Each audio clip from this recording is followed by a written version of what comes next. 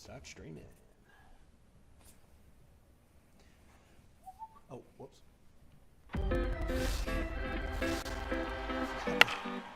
Forgot to start the thing.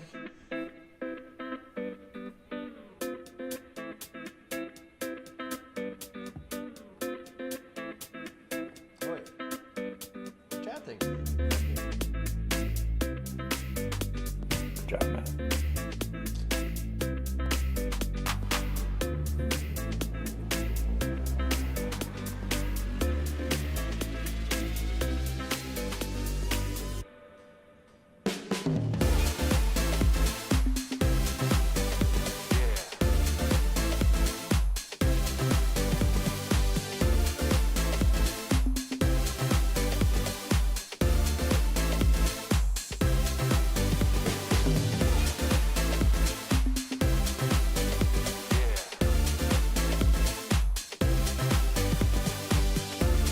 I can hear the music, by the way.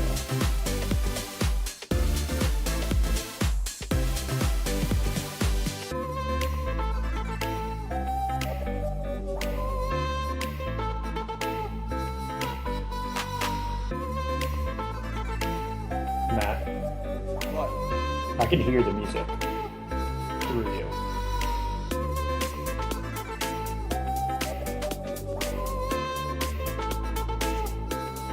My headset's just too close to my microphone.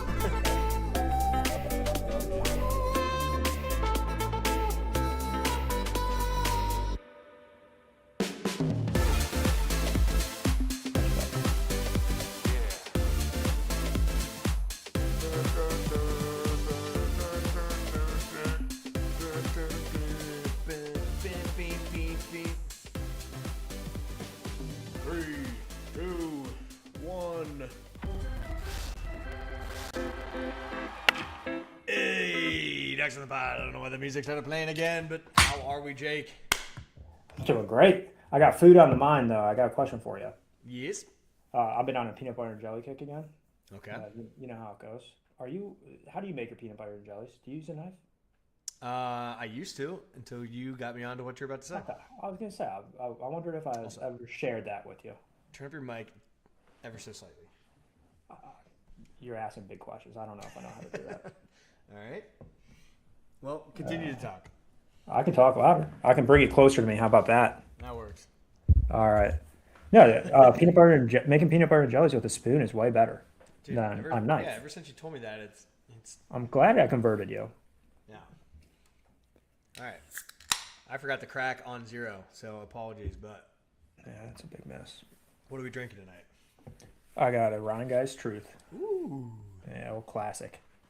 I'm going with the Voodoo Ranger again because I have a variety pack of them, and I still have them. As a Cincinnati guy yourself, I can't believe. Thursday we have a citywide holiday. All right, and I'll be drinking probably Cincy actually Light? Bud Lights the entire time. Oh, jeez. Big St. Louis But I'll fan be or with whatever. you. You can call me out. Okay. I know you're getting excited. I'm pumped. I can't wait. Took the day off. I know we'll be Likewise. downtown together, getting a couple beverages in, 80 and sunny, hopefully. Yeah. Good day for ball. Yep. And then perfect day to have Friday off because it's going to get down into the low 40s. I didn't take Friday That sucks. off. I'll be in the office. Oh, I did take Friday off. Just I good always for do you. it just in case Thursday gets rained out, and also just in case I get a little too crazy on Thursday. Yeah, that's the right call. I got a real job to do on Friday, unfortunately. I mean, I do too. I'll probably do some work from home, but no. I also wish that Friday was a bigger day than it is, and not just the 6 games that are in domes, because that would just be so much better to be able to sit there and watch baseball all day. But alas, they don't do that, which I'm all right with it because I mean it makes sense that if you have your opening day rained out, that you just have an extra day to play it and it's fine. But I don't know, it's just kind Too of much financial risk. Yeah, there's always 4 games on Friday and it's annoying. Yeah. Yeah. You get teased a little bit. What they should do is just stagger the start a little bit. We don't need a game on Wednesday, although I'm pumped that we get to start a little bit early. I'm excited for baseball season, but let's Yeah. get Reds back to being, classic opening day. It's a holiday Wow. here. Yeah. The Cincinnati has really taken its toll on you, huh? Yeah. I get it now. I get it now. Yeah. All right. Should we jump into this? Let's do it. All right. Like last time, I'm going to let you pick every team because we don't have a set order Okay. and I don't have the topic wheel ready to go today. So, you pick. Fair enough. We're doing the West. Let's start. Yes, AL West, but pick team. Um, oh, okay. We're gonna start AL. Cool. Let's go reverse order of last year's standings. So we'll start with the Angels. All right, and also don't freak out. I forgot to hit record on Riverside, so it's doing that now. So that's why we have a countdown going. Okay. But OBS has been recording this whole time. So, Nice. all right, I actually didn't even hear who you said because of that. The Angels. We're going bottom to the top based on last year's standings. So they are projected for 70.5 wins Gross. this season. Yeah, pretty disgusting. That's why we're starting with them. They finished with 72 last year. So I'll kick us off here. Very similar team to last year. Added Josh Lowe, maybe the biggest portion of like offensive change. I think he's a pretty good player. He should be a platoon guy, though, it looks like, at least from Fangraphs projections. Besides that, pretty much the same lineup as they tried out there last year. Minus Taylor Ward. Minus Taylor Ward, correct. But that kind of reiterates my point of like, it's kind of the same thing. Yeah. In terms of they weren't good last year. They're probably not going to be good this year. Once again, they still have Mike Trout. Like, it's still going to be a perfectly fine team to watch. They'll be competitive enough that will be a kind of a fun year still, but just expectations from a winning standpoint, pretty low. They have maybe one of the worst looking rotations. They kind of overachieved last year and just got to 72 wins. So I wouldn't be too excited about having Jose Soriano or Kikuchi like leading my rotation if I were a GM. So Not one bit. just kind of more of the same, in my opinion. Yeah. No, I mean you basically stole my entire spiel I was going to give. Outside of the fact that I love Zach Neto, can't wait to see him continue to grow as a player. Seeing him hitting leadoff now, if I'm not mistaken, Taylor Ward hit a whole bunch of leadoff last year.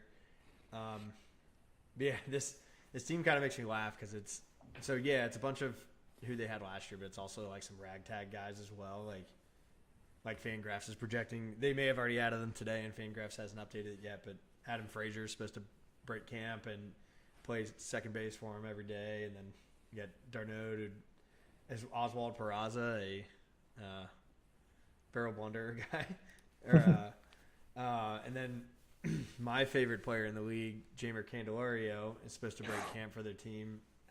That was also a huge joke. But now, continuing on, you hit it on the head with their rotation. It's just butt cheeks. 4 guys, though, that are homegrown. We do love that here. Yeah. Or at least their original signing info. The strange thing, I think, on this is their brand new closer by committee situation they got going on here. Adding Jordan Romano, Drew Pomerantz, and Kirby Yates. Just a weird kind of thing. Maybe it's to build for some sort of little trade situation later in the year.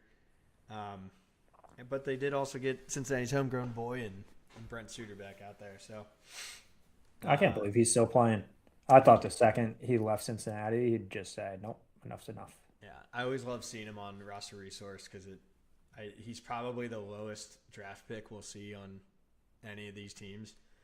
Because he went the 31st round at pick 965, but the dude's made an absolute just 9-year career out of it.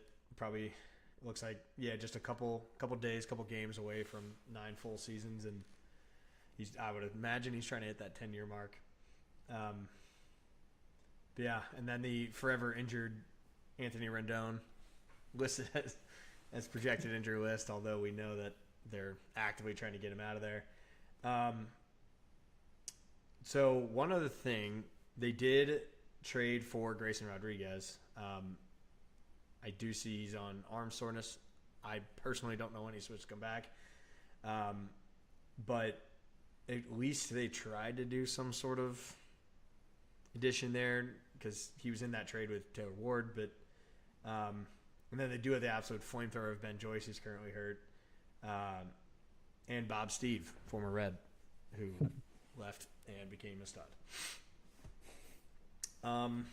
Outside of that, I don't really believe there's too many people in their farm to be discussing, at least not with any sort of expedience. But they do have Alec Manoa currently in AAA, so keep that in mind. Good to know. Good to know. Nice. Bad. Yeah, that was really bad.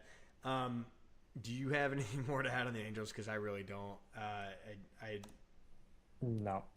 Yeah, I will say their center field is one of my favorites just because it looks really sweet. But I've never been there, and that's a place I'd like to go to pretty soon. Both check out there and Dodger Stadium, but maybe not this year. Yeah. Wait a little bit unless you haven't seen Mike Trout play. No, yeah. Which I hope maybe someday I can see him playing a different jersey. But I do like it when guys finish their whole careers with the same team. But I would like to see him back playing relevant baseball again. They're I just just a don't little think bit. this is the team. No, they're just a little ways away still, aren't they? Yes. All right. I think we've spent enough time on them. Well, real quick prediction. Yeah. Over under 70.5. What do you got? Shit. I would say it's right around there. But just out of pure guessing, I'm just going to say it's going to be like 67, 68. Right with you. I think it's a pretty good line, but if I have to take one, I'm taking the under. Mm-hmm. I just think they're 2 games worse than what they were last year, at least. Yeah. I mean, they've got a whole lot of work to do, and I do feel bad for Trout, but hopefully they can hit on some of their farm guys and try to get back to baseball relevancy here very soon. All right, let's move. Who then finished fourth? I would assume it's the Rangers. It's not. It's the A's, actually. Oh, yeah. I just remember The homeless A's. Man, the Rangers finished 500 last year, huh? I don't know. Mm-hmm. I just remember them being fucking awful. They're All right. just irrelevant the whole year. Correct. On the complete opposite side of complete opposite side of the coin, I absolutely love the A's lineup. However, rotation again leaves a little bit to be desired, but I don't know. We'll see. A lot of these guys made some decent strides last year, but I mean that top 6 of their lineup every single one of them could make noise and do some damage to you. What are your thoughts on this team? Yeah, obviously a lot of the same guys in there. They've been kind of building towards this move to Vegas. It seems like they're kind of almost trying to time up the move to Vegas with like a championship window, and they're well on their way. Lineup looks good. Addition of Jeff McNeil, veteran presence in a very young lineup. Otherwise, probably a good move there. Yeah, a lot of fun players who can produce, but to your point, when you look at them as a whole team, maybe not a whole lot different than last year. Yeah. Although like guys should get better a little bit. So, my opinion, I think they end up a little bit better than they were last year, but solely on just young guys improving. Nothing from the roster really changed dramatically to really sway my thoughts on kind of like where they sit in the division. Yeah. I'm trying to even think what they traded Jeff McNeil for. Or to get him, I mean.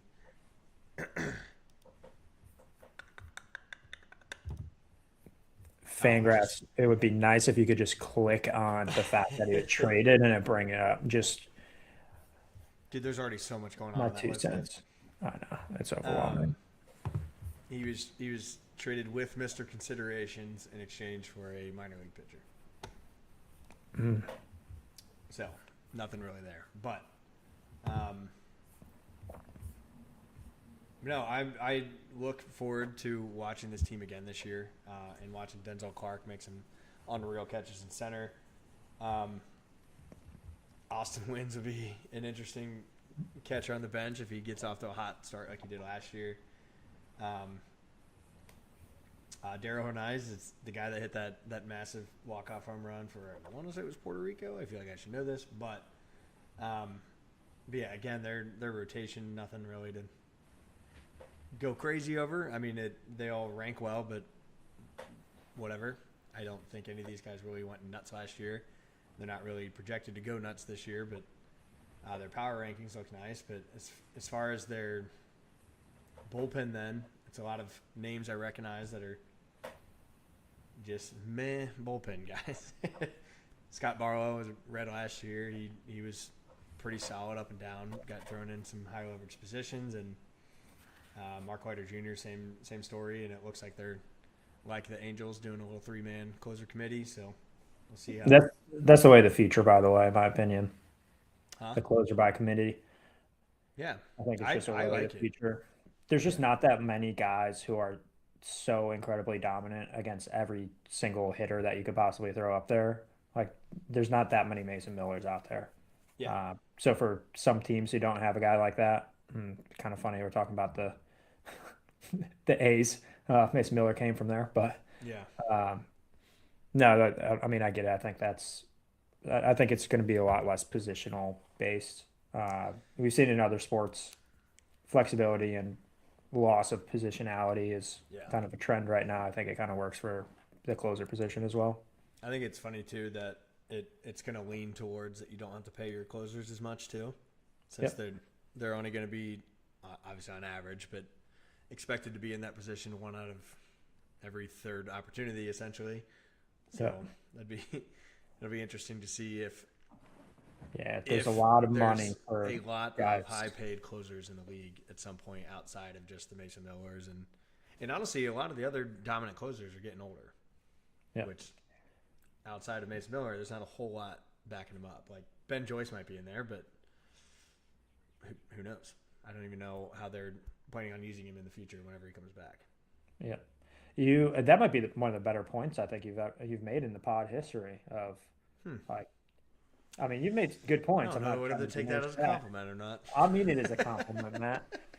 No, just saying like, the money that's allocated to closers does not align with the impact that they have. If you were to look at it by, hey, this guy impacts 3 outs like every so many days, and then at times you're going to get into a spot where they're unavailable because they pitched 3 days in a row. And so that's like an opportunity that you're dishing out to somebody else anyways. I just wouldn't be surprised if the whole league kind of moves towards better allocating money spent versus like at bats that they can actually influence. Yeah. And I like it even, not even from a monetary, but also a mentality standpoint. If you've got 3 guys that can do that anytime, like to your point, if somebody's on limited rest to where they kind of need to be in an emergency use only situation, you've got a guy you can rely on that has that confidence of, hey, any day I can be thrown in this situation. Whereas, like, obviously I'm always going to bring up the Reds, but like let's say Pagan can't go one day, Tony Santillan gets the call. Like I actually trust him as a closer, and because we've used him in that spot a couple times. However, last year if we started using other people as a closer, I'd be like, I don't think this guy's got the cojones to do this. Maybe he does, maybe he doesn't, but I haven't seen it yet, and I don't know if I want to rely on this to win me this ball game, i.e. opening day. We gave the ball to a guy who gave up, 3 runs in either the 8th or 9th. It was just absolutely absurd. But and if you bet your ass if we would have missed playoffs, everybody would be like, oh, it's because of opening day. Yeah. Get fucked. But anyway, I do really like this A's team. I look to see them continue to rise, which that brings me to my next point. So last year they finished with 76 wins, This year they're slated by MGM to be at 75 and a half. So I am going to say they're going over, and also that they're going to go over their last year's totals, and I'll put them at 78ish. I don't think they're quite hitting 500 yet, but I would not be surprised if they do. Agreed. I'm with you. I think it's over what they did last year. If anything, I think Mariners probably overachieved a little bit. Astros are still there. Rangers, we just talked about how they were kind of irrelevant the entire year last year, went 500. I wouldn't be surprised if that slips a little bit. We'll kind of get to them next, so I don't want to spoil anything there. But if anything, I think the division might just be a touch worse just from an overachieving last year standpoint. And their lineup should only get better at this point. So I'll take the over there. The line I'm a lot more interested in is continuing to hammer overs when there's a fly ball pitcher and they're at home. It is very, very advantageous to hitting. It gets hot there. The wind blows out. The stadium's short. We went over this last year. It was great. It ended up being like a top two or three ballpark. Obviously, Coors is always up there. So minus Coors, it's one of the best hitting environments in baseball. Oh yeah. Nailed that one, if I I do still say want so to. myself. Yeah. I still want to try to get it out to a game there before they leave, but Yeah, the minor league feel at first, I'm like, this kind of it's going to feel uh, empty a little bit. I kind of love it now. I think I might actually be sad when they leave. I unfortunately, not that we can't not fly nonstop, but I was looking up direct flights from CVG to every single apartment for every stadium like 2 days ago. Apartment, Huh? apartment, I don't know why I said apartment. From airport, every airport. Thank you. Yeah, yeah, okay. This was one of very few that does not have a nonstop flight. So if we're getting out there, Get we gotta sponsored lug it. so we can Yeah. take the PJ. Oh, jeez, that might be a little tough. You ever been on a PJ? No. Oh, I've stood on one on the ground, Oh, okay. and it was not fully furnished. Okay, nice. Been on All about right. Do you two in my life, not worth it. You're not missing really? much. Yeah, I I mean, you can hate. have a conversation without like being surrounded by strangers, which is nice. You get a little more leg room, but all in all, like Little. it's like riding in an RV. It just seems way cooler, and then you get on it, and you're like, it's still kind of claustrophobic in a way. Like it's still a small area. It's not like you can do activities really. You can play cards, sure. Just not really for the price. Not worth it. So obviously, I just said I've never been on one, but I already wholeheartedly disagree with you on that one. All right, well, we'll figure out a way to get your ass on one. Yeah. What do you call me poor? No, because it was not my money that got me there. All right. Do you have anything else on your Sacramento Athletics? The Homos Athletics, no, I'm good. On to the Wow. Rangers. Alrighty. The Texas Rangers. I'm gonna let you start on this one. Yeah, Brandon Nimmo, I've heard of him. welcome to the team. Yeah, pretty good ball player. Actually been around a long time now. I didn't realize he was 33 and had 9 years of service time, which is kind of crazy Yeah. considering we just looked at That's Brent Suter. Suter, who feels like he's been around forever. Yeah. Actually has less service time. Uh, but I mean, there's not a whole lot different here either, besides Nemo from an offensive standpoint. I think they had a down year a little bit last year offensively. That being said, I don't really like the lineup. Like it seems like the World Series run was more of a like they accidentally overachieved across the board. And it was a little more fluky, and I think the norm is actually a lot closer to a 500 team.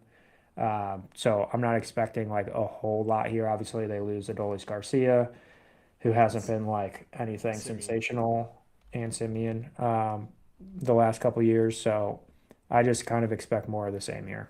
Yeah. I'm trying to remind myself of. Oh yeah, it was Simeon for Nimmo. Duh. I think obviously I don't know financials on that one, but I feel like as a lineup as a whole, Nimmo's the win in that trade. Obviously Mm. Simeon could get back to righting his wrong from last year, but last year he was bad. Um, so maybe just that change of scenery will help both Nimmo and Simeon make some new noise for their new teams.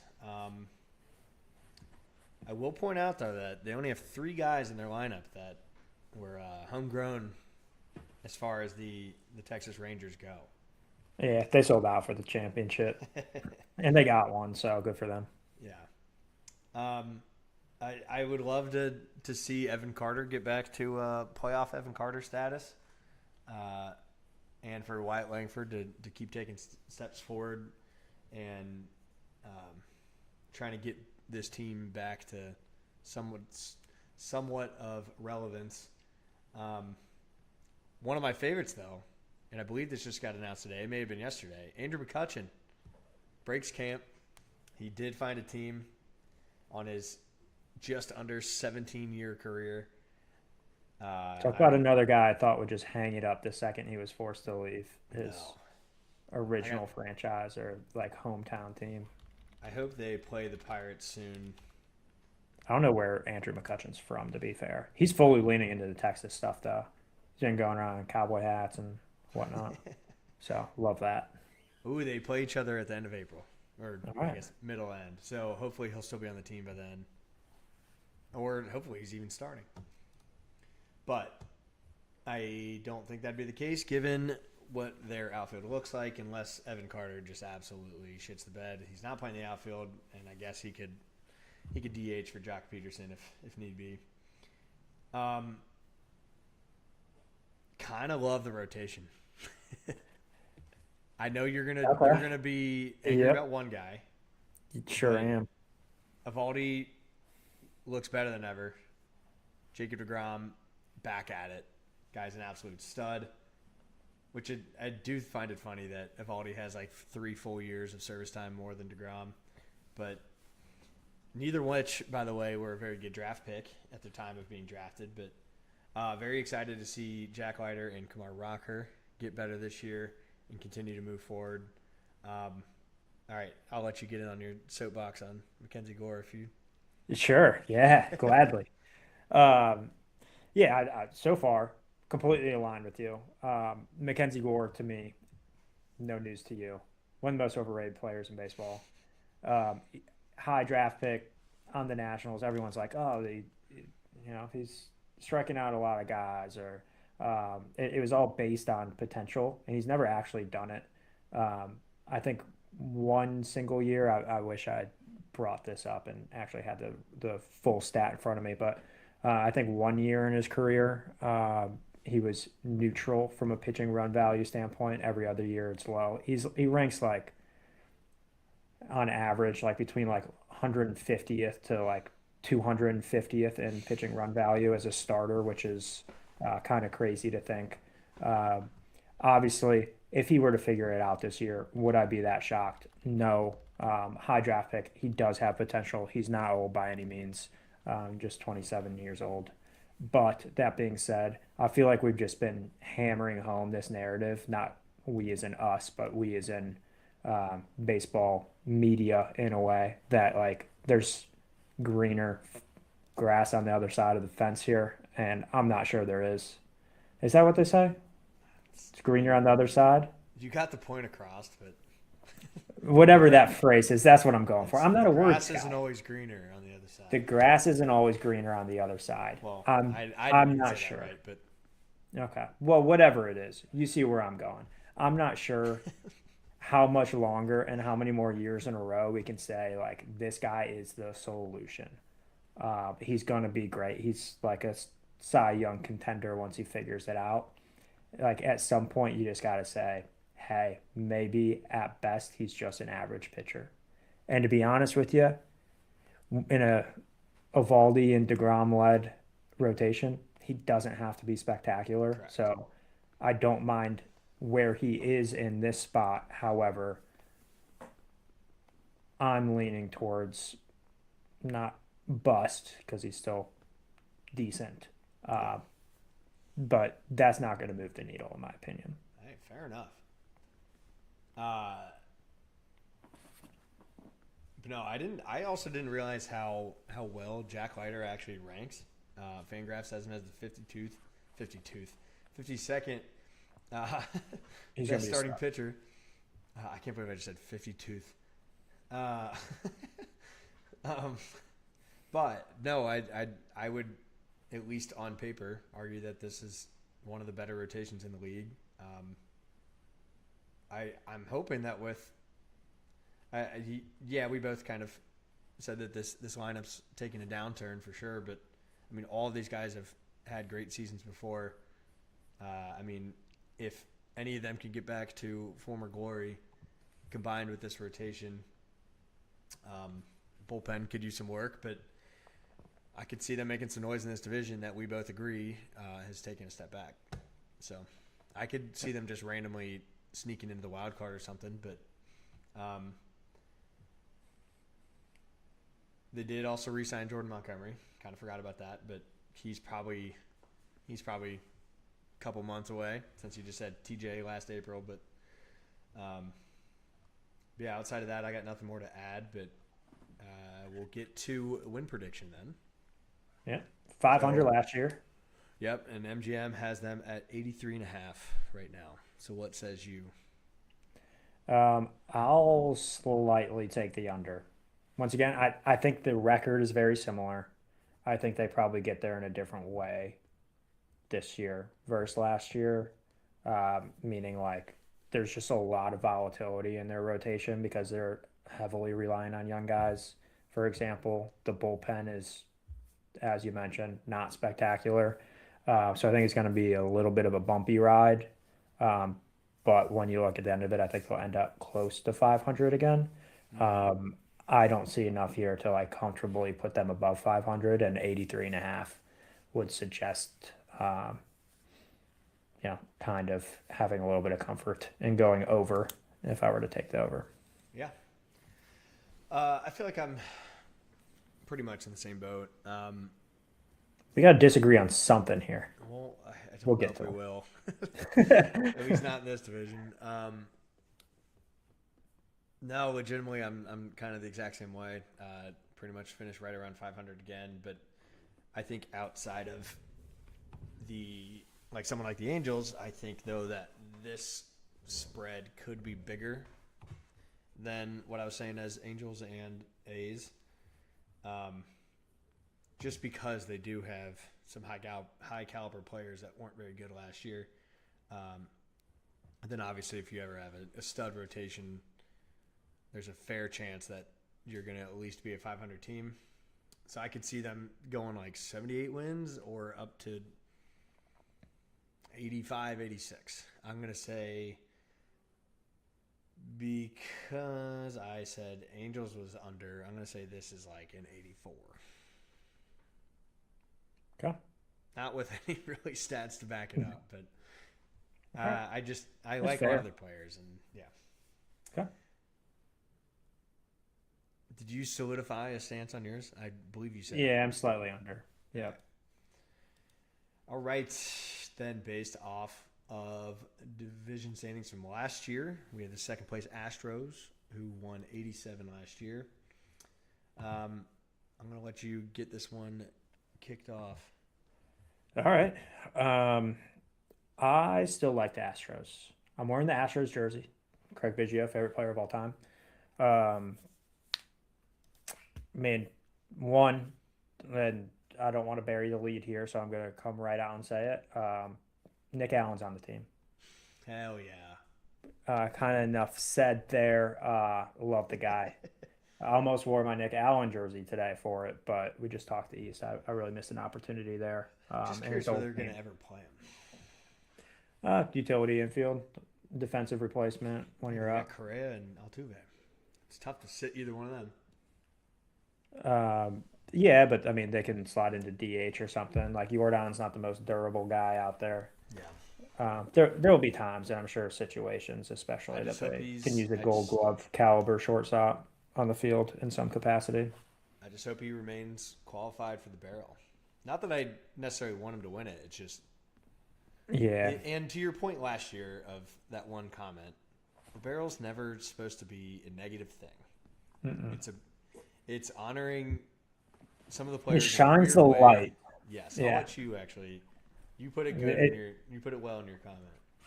yeah. The tone of the series is fun loving, right? Like we're shining the light on guys who aren't power hitters because all you're going to hear about all year is Otani smashing home runs, Judge smashing home runs, like Cal Raleigh smashing home runs. Like everyone's fallen in love so much with the long ball that there's guys who don't do that. And in a lot of cases, they're still very good players.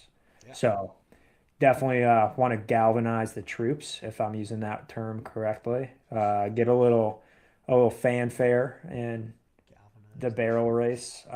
Guys who, hit the ball on the ground or are defensive experts like Nick Allen in his case. So yeah, just want to shed some light for the guys who are playing enough and rightfully so because they're good ball players. It's just they're not barrel guys, and also bring in a little bit of the stats. I'm a data analytics guy by day, so I know you dabble in data yourself. So yeah, just kind of bringing our interests, baseball interests together, and kind of celebrating the players who you probably won't ever hear of in any other capacity along the way and rooting for them. So Oh yeah. uh, Nick Allen, one of the favorites, forever a favorite of Ducks on the Pod. Uh, Yeah. Don't get it wrong, Nick. We love you. It's yeah, not. It's not something to hang love your. you. Not something to be upset about. I need to get to a game against the Astros. Do the Reds play the Astros here by chance? I will keep looking it up. Okay, I'll keep talking then while The you last figure time we that out played, because I would like to go. last time we played, I believe they were here. So I don't know if that I matters gotta. at all. But I think it does, unfortunately. they're Regardless, we got to get they're her here in the beginning of May. perfect. A month away. What day of the week? It's probably in the middle of the week, isn't it? It's May 8th. Please hold. May the 8th be with you. It's a weekend. All right, we're there. I'll give you can wear the Craig Biggio jersey. I'll put the Nick Allen jersey on, and we'll splurge for some nice tickets beyond the dugout or something, or try to get down there during batting practice. How about that? I'm in. If I Never, could just shake never that just be man's like, hand and who's like this? get a picture with him or whatever, and like communicate the tone of things, because hopefully there wasn't backlash. Like, please, if you're listening to this, like, there better not be backlash to any of these players. Um, Yes. it's not the tone of the series, and if No. that's what you're here for, This is politely, light and fun. yeah, politely fuck off a little bit. Either way, let's get back to the Astros. Cam Smith, one of my guys who I just cannot believe that the Cubs gave up for now nothing. Um, Yep. that one hurts. Obviously, going to be rooting for him next step forward. Got to the majors practically instantly, and then produced at a pretty high level. On top of that, he had obviously the moves of teams to deal with, position change from third base to right field. A lot going on, so happy that he gets to kind of settle into a normal role, or at least a role that he can plan for well in advance. Yeah. So look for that continued growth there in the middle of the lineup. And then Yordan Alvarez, I think, is the big X factor here. Availability's been an issue, but he still is a massive, um, I mean, physically massive as well, but Yeah. massive addition to a lineup that he's often vacant in. So, just from a health perspective, I still think he's one of the best hitters in baseball when he's right. Uh, I expect him to be right this year. No reason to think otherwise. I even drafted him very highly on my fantasy team this year, Matt. We should almost. We should do something with our fantasy teams. Well, we really should A have. little crossover. Yeah, we should have. We should have probably broadcasted that, but You and I didn't next even year. know that the draft was happening. So No, we're not good at that stuff, are we? We need an assistant. Keep us in line. yeah, I think we need to. Never mind. But moving on, this rotation of this team, that's where it starts to get interesting. Um, so you have a relatively fresh guy in Mike Burrows, who was with the Pirates all last year. Had good stats, above a one WAR. 2025 last year. Hunter Brown, obviously one of the best pitchers in the league. Love watching him pitch. And him coming into his fourth year here, I feel like in the next couple years, he's got a solid chance to potentially step up and win a Cy Young. Christian Javier, I don't know enough about MI. And then Lance McCullers gets hurt every single year. So I'm hoping, at least for the fun of baseball, that he can stay healthy to try to round off the back end of this rotation. But I feel like there's just far too many question marks on it at the moment to really say that whether they're above average, below average, good, bad, whatever. Obviously, having Hunter Brown as your ace, that's always going to top off anything and make you look good off the front. So, and then their bullpen, very good back end. I can't say I know a whole lot about much of the front or middle end. We do know our good friend Christian. Oh, wait, never mind. I'm thinking of somebody else. But Christian Rowe used to be in the Reds organization. I was thinking of Colin Rea there for a second. But obviously, Brian Abreu is just an absolute stud as well at the closer role. And Josh Hader as well. Yeah, Currently out with bicep inflammation, but I'd assume he gets back at some point. yeah, for sure. Yeah, you got anything else to add?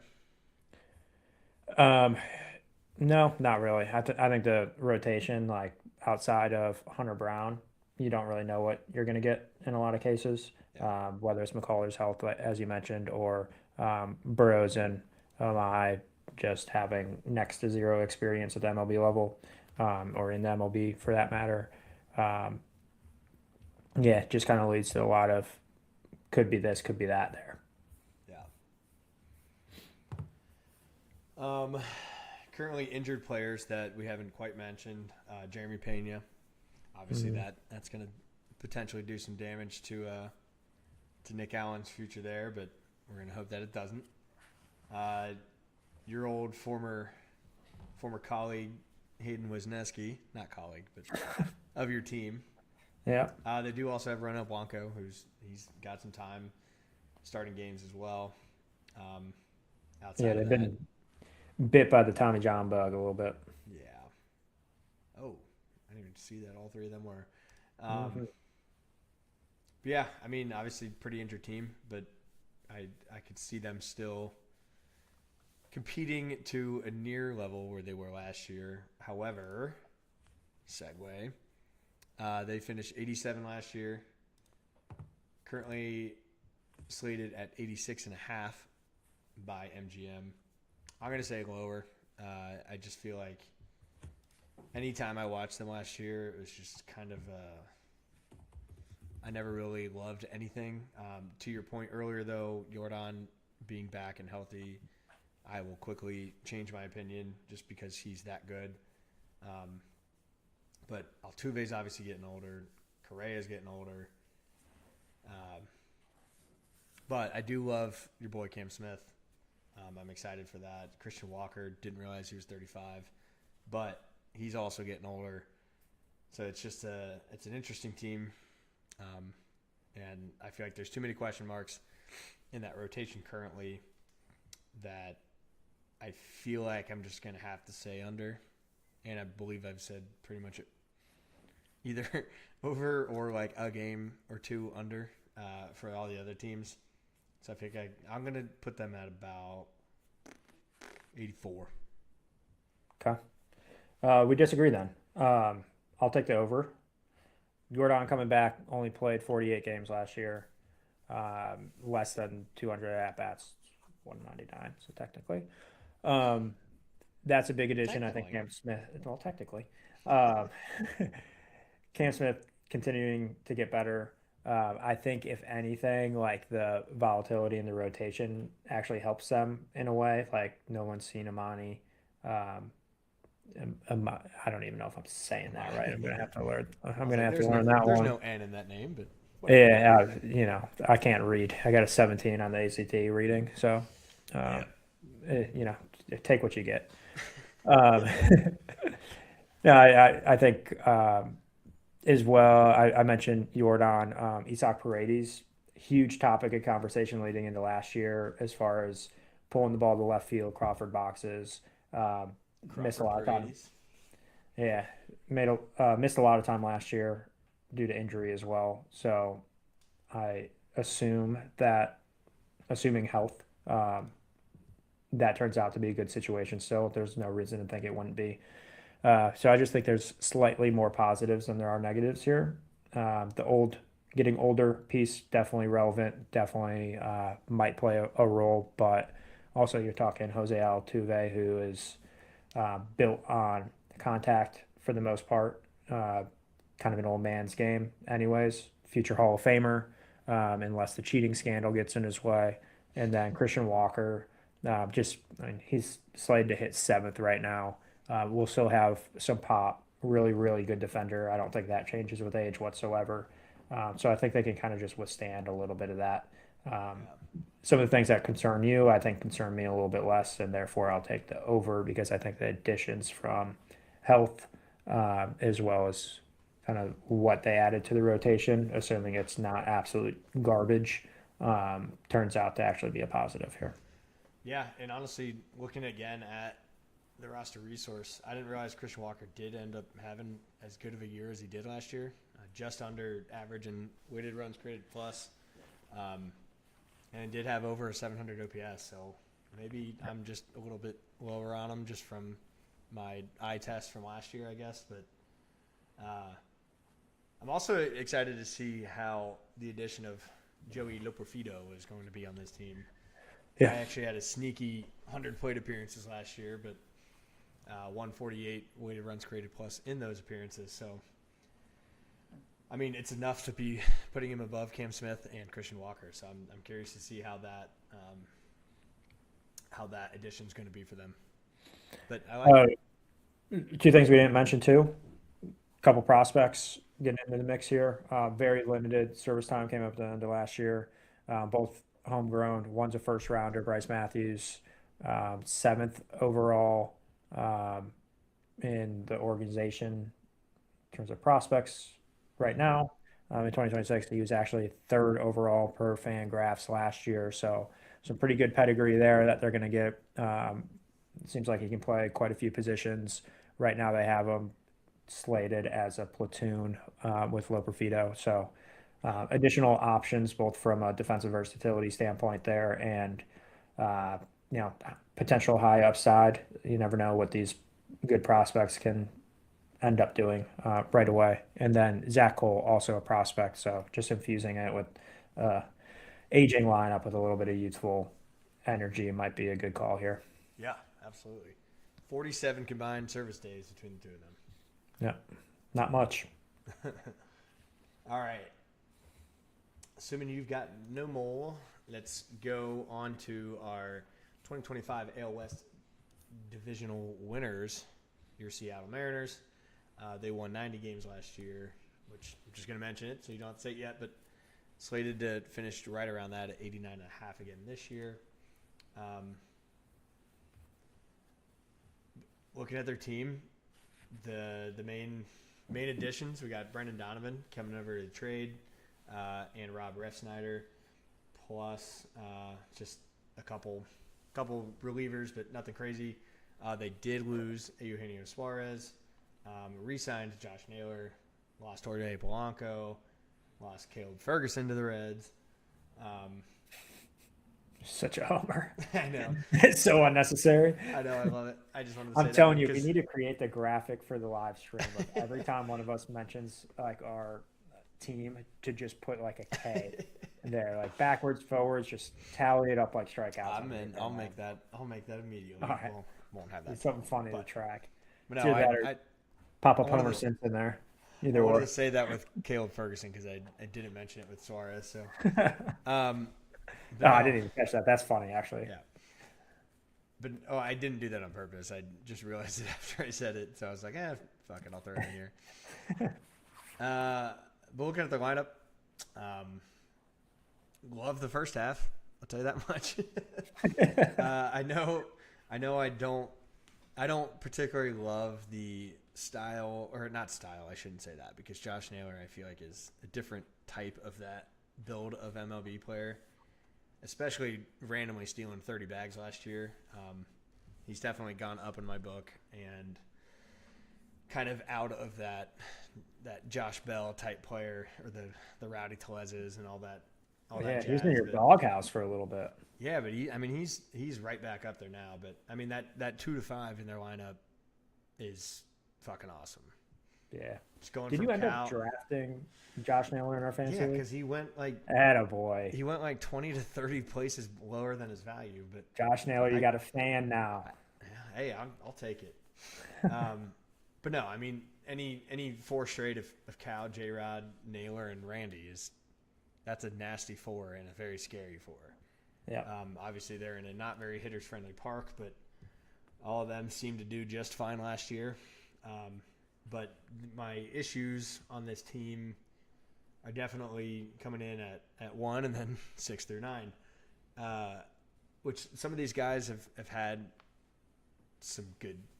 I mean, they've had good seasons, they've had good stretches, but nothing crazy extended, nothing crazy consistent. I would say probably the best of them that I've seen. Obviously, Brendan Donovan had a pretty good year last year, but I've never been the biggest fan of him, just being a Cardinal. But Same. yeah, Fuck the Cardinals.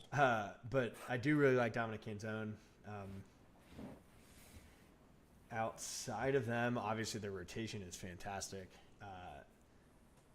Luis Castillo's getting a little bit older, but I think he's still plenty good enough to remain in this rotation.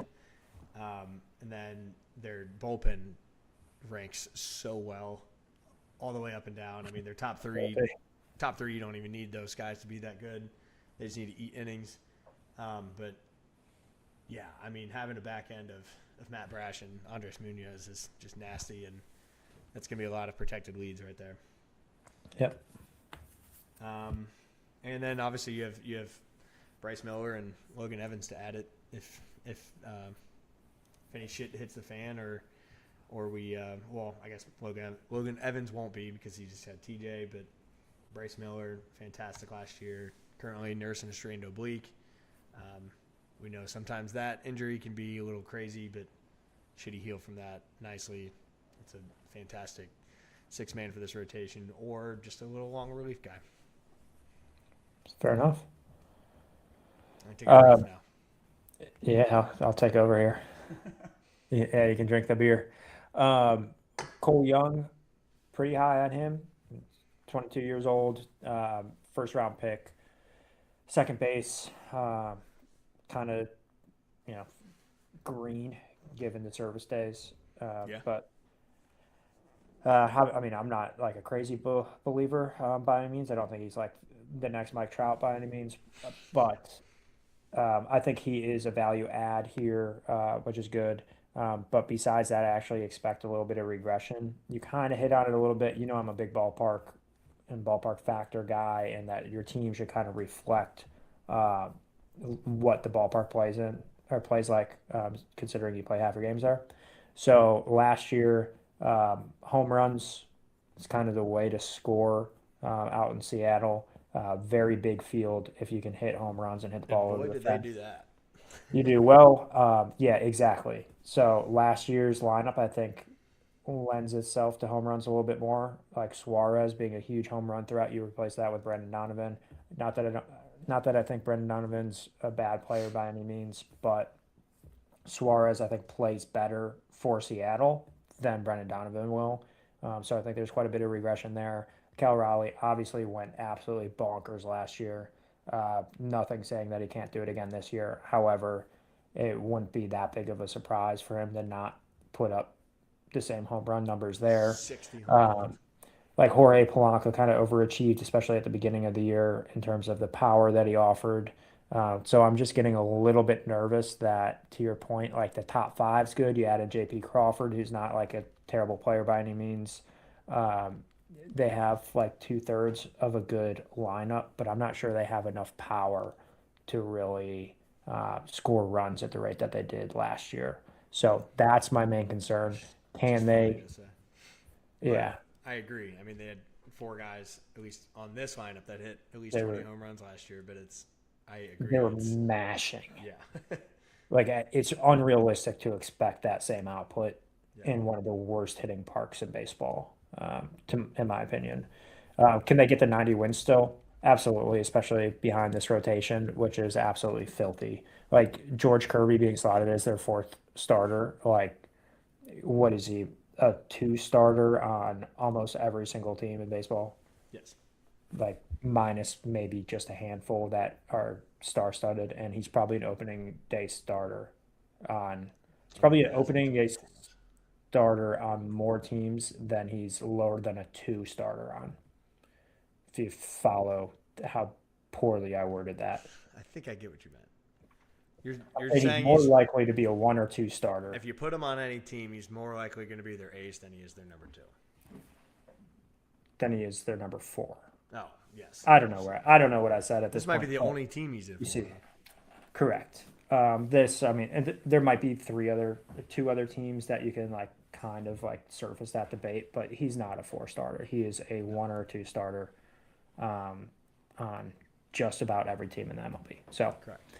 uh, rotation nasty, back end to match it. All they don't really need to score that many runs to be a really good team again. I just don't think that like the offense is going to bail them out at the rate that you might have seen last year. Once again, did they need to get bailed out last year? Absolutely not. They scored plenty of runs this year. I think it's going to be a little bit more regression to the mean, if you will. Yeah. What did you say the over under was at? Do you remember? Yes, they are currently tied for 4th in the entire MLB at 89.5, which I think is wild, by the way. That's fourth. That's what Yes. happens when one team soaks up Which tied for 103 second. and a half of them. Yeah, well, tied for second is both the New York teams at 90.5 and 90.5, obviously. But Yeah. What do you think?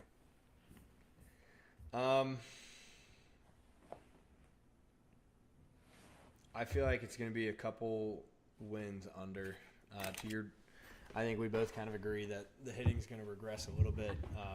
Not that we want it to, because holy hell, were the Mariners fun to watch last year. But I mean, this has crazy odds to go over. Like it's at minus 125. I can definitely see it obviously going over. I don't know. I feel like that some of that hitting last year, I definitely won't call it a fluke, but may have been on the. I won't even call it luck. Just it went on their side a little bit more often than maybe it will this year, if that makes sense. Mm-hmm. Um, Well, standard deviation, perhaps? yeah, Or bell possibly. curve? Yeah. Okay. However, I mean, I don't really love any other team in this division. Outside of I want to love the Athletics just because they're a fun team, but their pitching could use some work. I definitely think the Mariners win the division. You know what? Fuck it. I'll put them at 90, 91. Screw it. Wow. All right. I'm going under for I sure just based on convinced everything I myself. said. Hey, that happens sometimes. We fly by the seat of our pants here, man, a little bit, and that's good. Yeah. Keeps us informal, keeps us as fans, you know? I'll take the under for all the reasons I mentioned, and I'll actually segue us into ranking the teams. Obviously, the Vegas lines pretty much have everybody lined up where they were last year, so I don't anticipate a whole lot of changes. Um, but I'll kind of take exactly what happened last year and flip it and have the Astros above the You're Mariners. picking 'Cause the I think Angels to win the division? no, definitely didn't say that. I'll take the Stros though. Oh, okay. So you're saying the top 3 you're taking and just flipping? I think the Rangers are still around 500, yeah. Oh But shit! I I'm think the sorry. Astros are over their win total from last year. I think the Mariners are under. I think I mean, they're separated by 3 games. I So looked at by them. default, I pretty much am taking the Astros to win. Mariners second, Rangers, Athletics, Angels. What about you? Mariners take the division again. Angels definitely last, which I hate saying because I just want Mike Trout in the playoffs so badly. Um,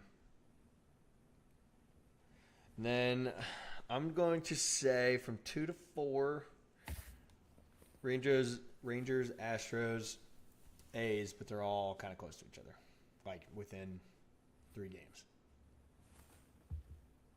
Dang. Okay. Dang. Dang. Does Down, that even Daniel. match up with what I said? Because Don't know.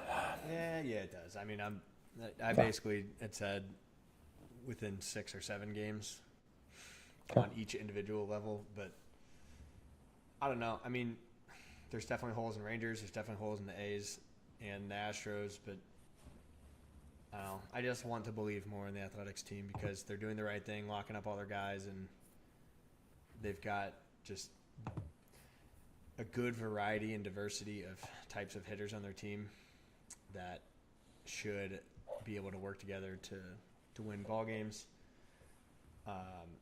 But again, their pitching's not great, so that's why I kind of lean towards the Rangers on that one. Um, and then I'm not really that big of a believer in the Astros. At least watching them anytime last year, I'd closed out of it already, but I'm fairly certain I remember correctly that they won 87.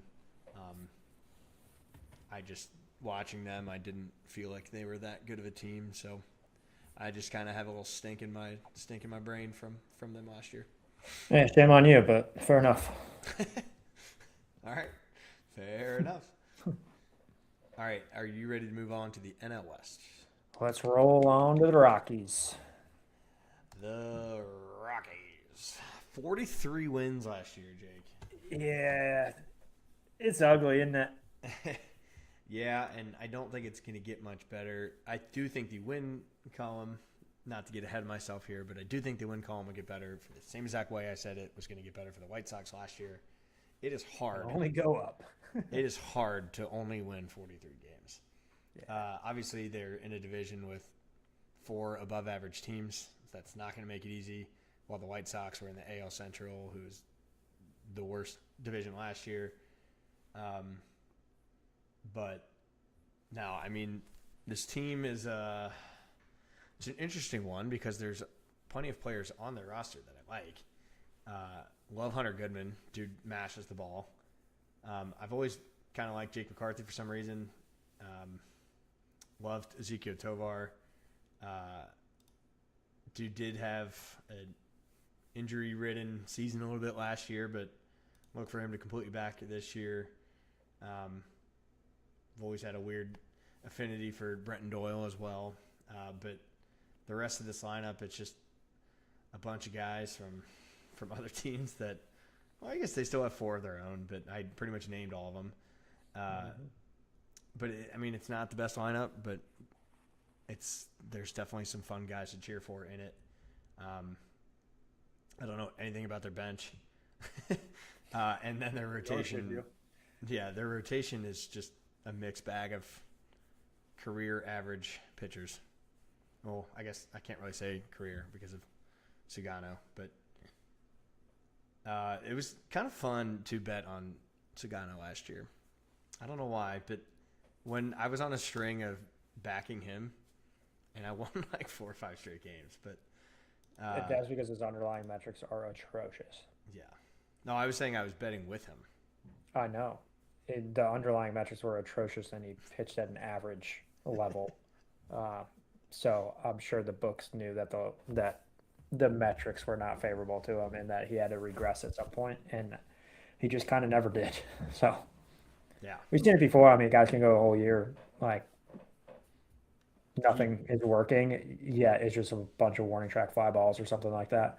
yeah. Uh, he's like I a remember. huge fly ball pitcher I in remember the Colorado, which bet is going I to get was. great, I'm sure. I remember the bet I was backing him on. You know how I had my big over-under strikeouts streak Yeah. for each individual pitcher. His was always like 2.5, so he just had to get 3 strikeouts. Yeah. And like there was a couple different times where he got that within the first 2 innings, and I was just like, easy. I'm betting him every single time. It's funny. And I then, definitely lost money going against him, so yeah, I'm glad and then somebody there was crossed one me. game where I believe he only went 1 out, and I didn't get a strikeout, and then I was just like, okay, well, that was fun. Yeah. Outside of what I've said already, I mean, the bullpen doesn't rank horribly, but nothing really to sneeze at here either.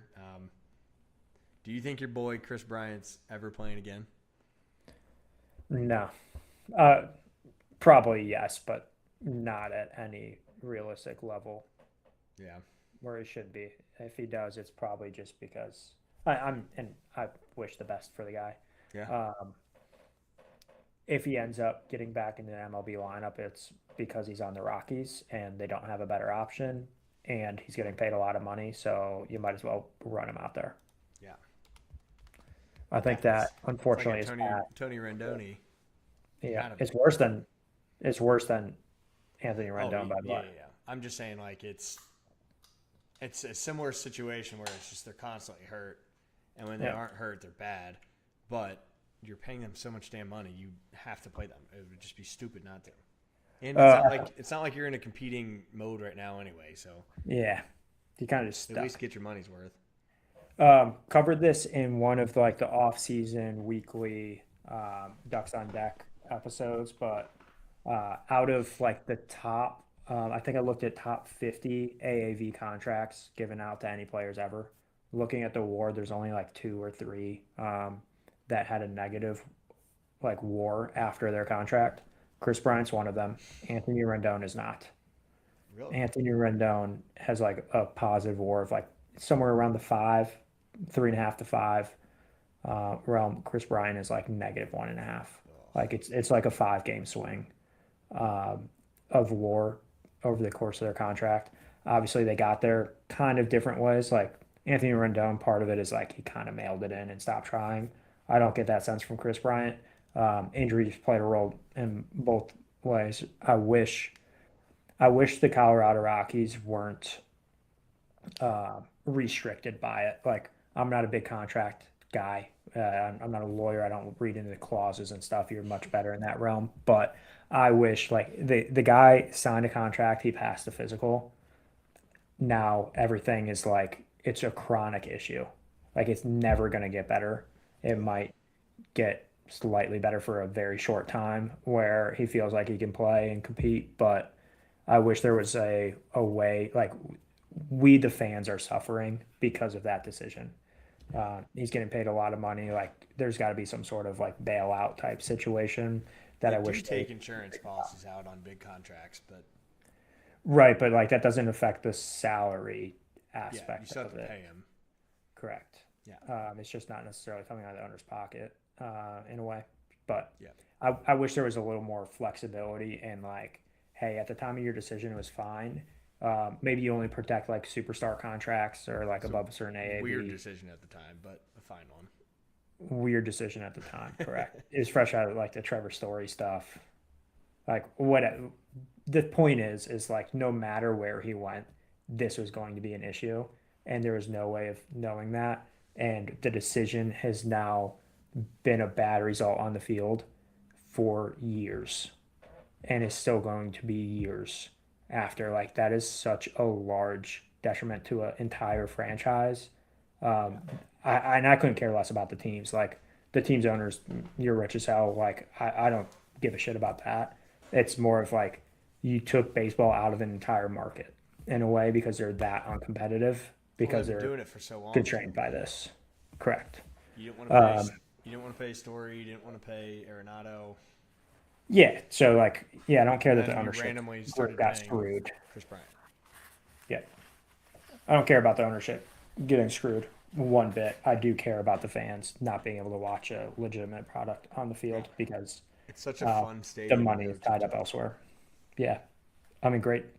I mean, some people, I guess, don't like Denver, but great city, in my opinion. I always have a good time there. People are stupid. All right, back to the team though. Yep. Yeah, whole bunch of nothing exciting. Kaka poo Um, poo.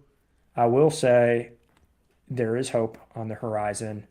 Ethan Holiday, obviously, number one pick.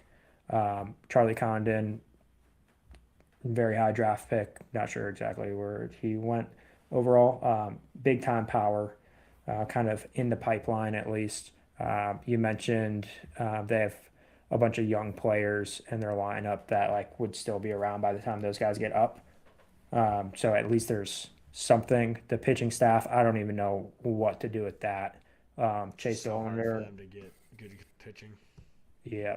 But I mean, ideally, yeah, I guess is you build out your lineup, you have a stud lineup, and then pitchers want to go there because you have a chance to win.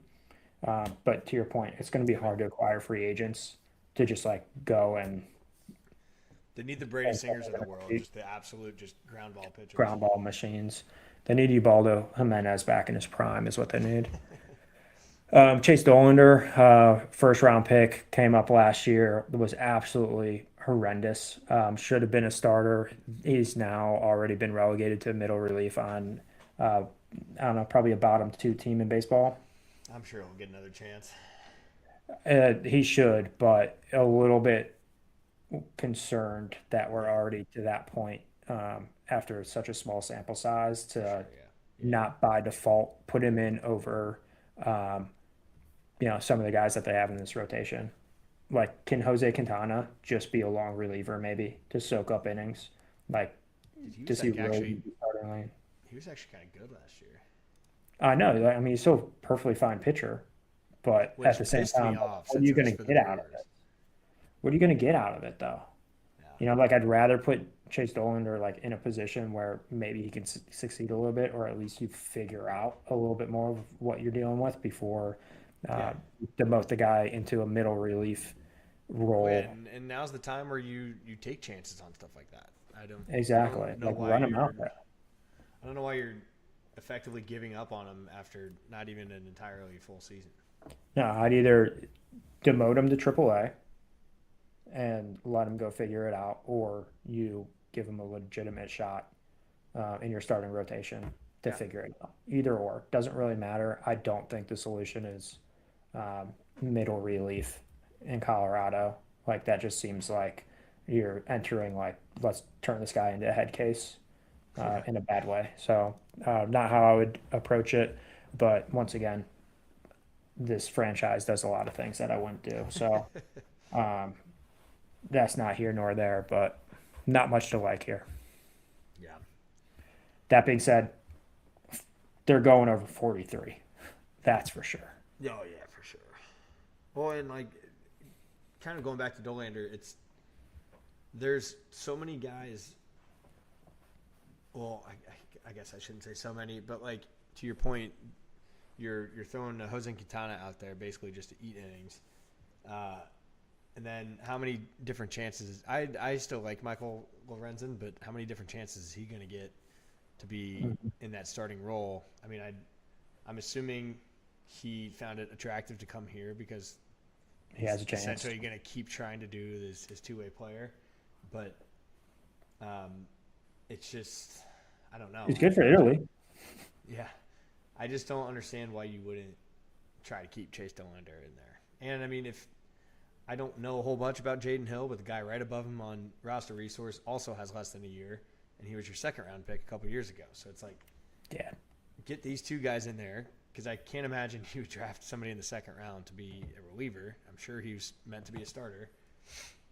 Like, let these two get some work in, and maybe that is the plan, and they just want to start them in the rotation to get them right, or start them in the pen to get them right, and then move them in. But I don't know. I would hope that there's some sort of development plan there. Obviously, we don't know it, so I'm just going to hope and pray for the best there. Yeah. But knowing the Rockies, it probably isn't going to be like that. So we'll see.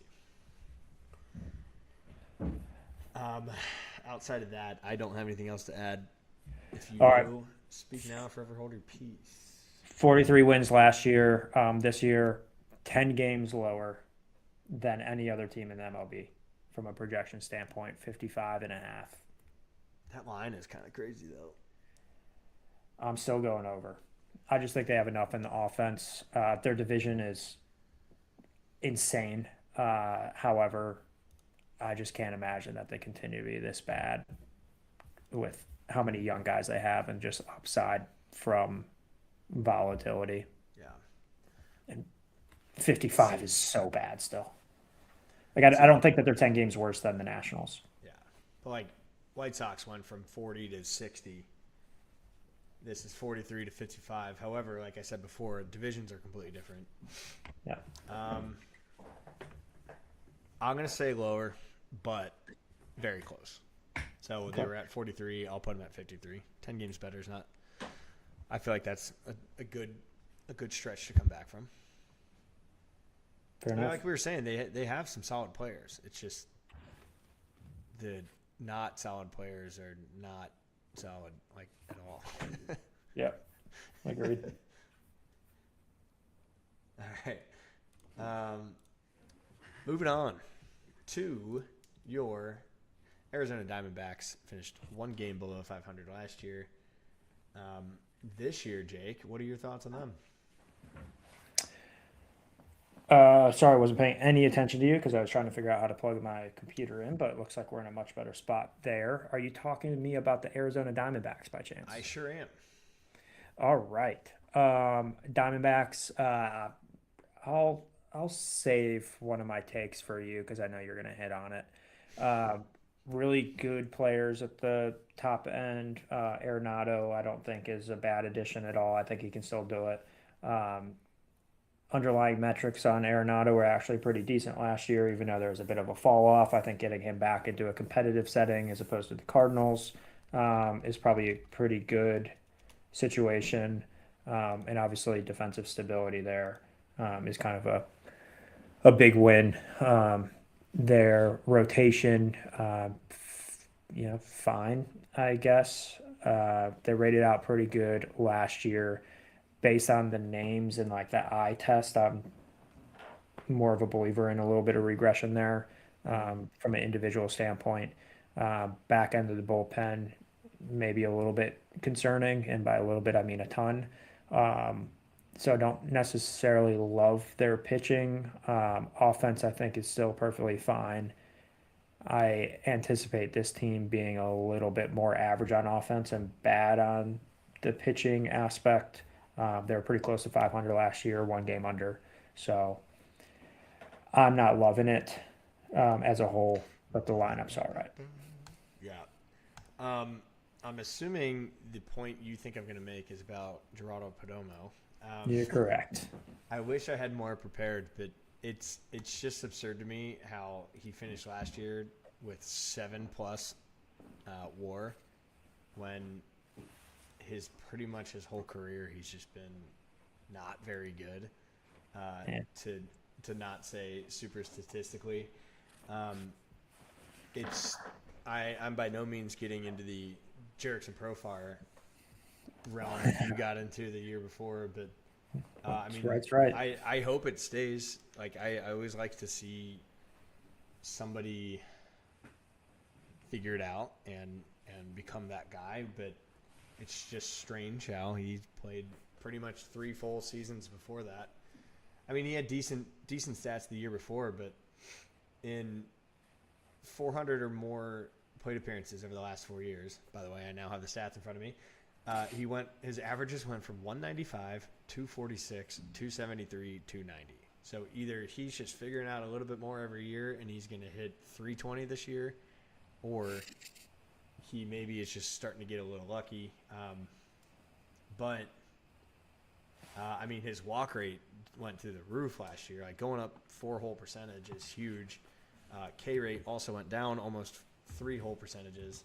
Like that screams that maybe he is taking a different approach to it, and maybe I'm convincing myself right now that he actually is good. But all the metrics you like to see are going in the correct direction. So it'll be interesting to see how he does this year. And then even last year too, it was his best defensive WAR season as well. So I don't know. I for the Diamondbacks' sake, because they're also a fun team to watch, I hope he continues to stay because I know they're counting on him to round off that first third of their lineup. But to your point, kind of pumped to see Arenado on this team. It's an interesting fit, but it'll be fun to see him back in the NL West. I've always loved Ketel Marte. I wanted him on the Reds a very long time ago. Then Corbin Carroll is going to get back to doing Corbin Carroll things, but the rest of this lineup, I mean, Gabby Moreno, I feel like used to be a lot better. He's definitely taken a step back, and then the bottom four is just a bunch of guys that will contribute. Would love to see Jordan Lawler take a step forward this year, given how high of a prospect he was before. Guy's not even 24 yet, so I'd fully expect him to continue to get better.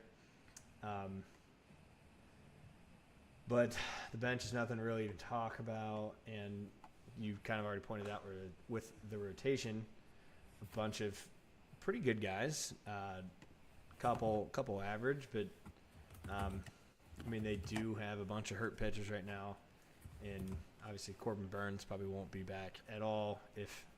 If at all, it won't be till the very end of the year.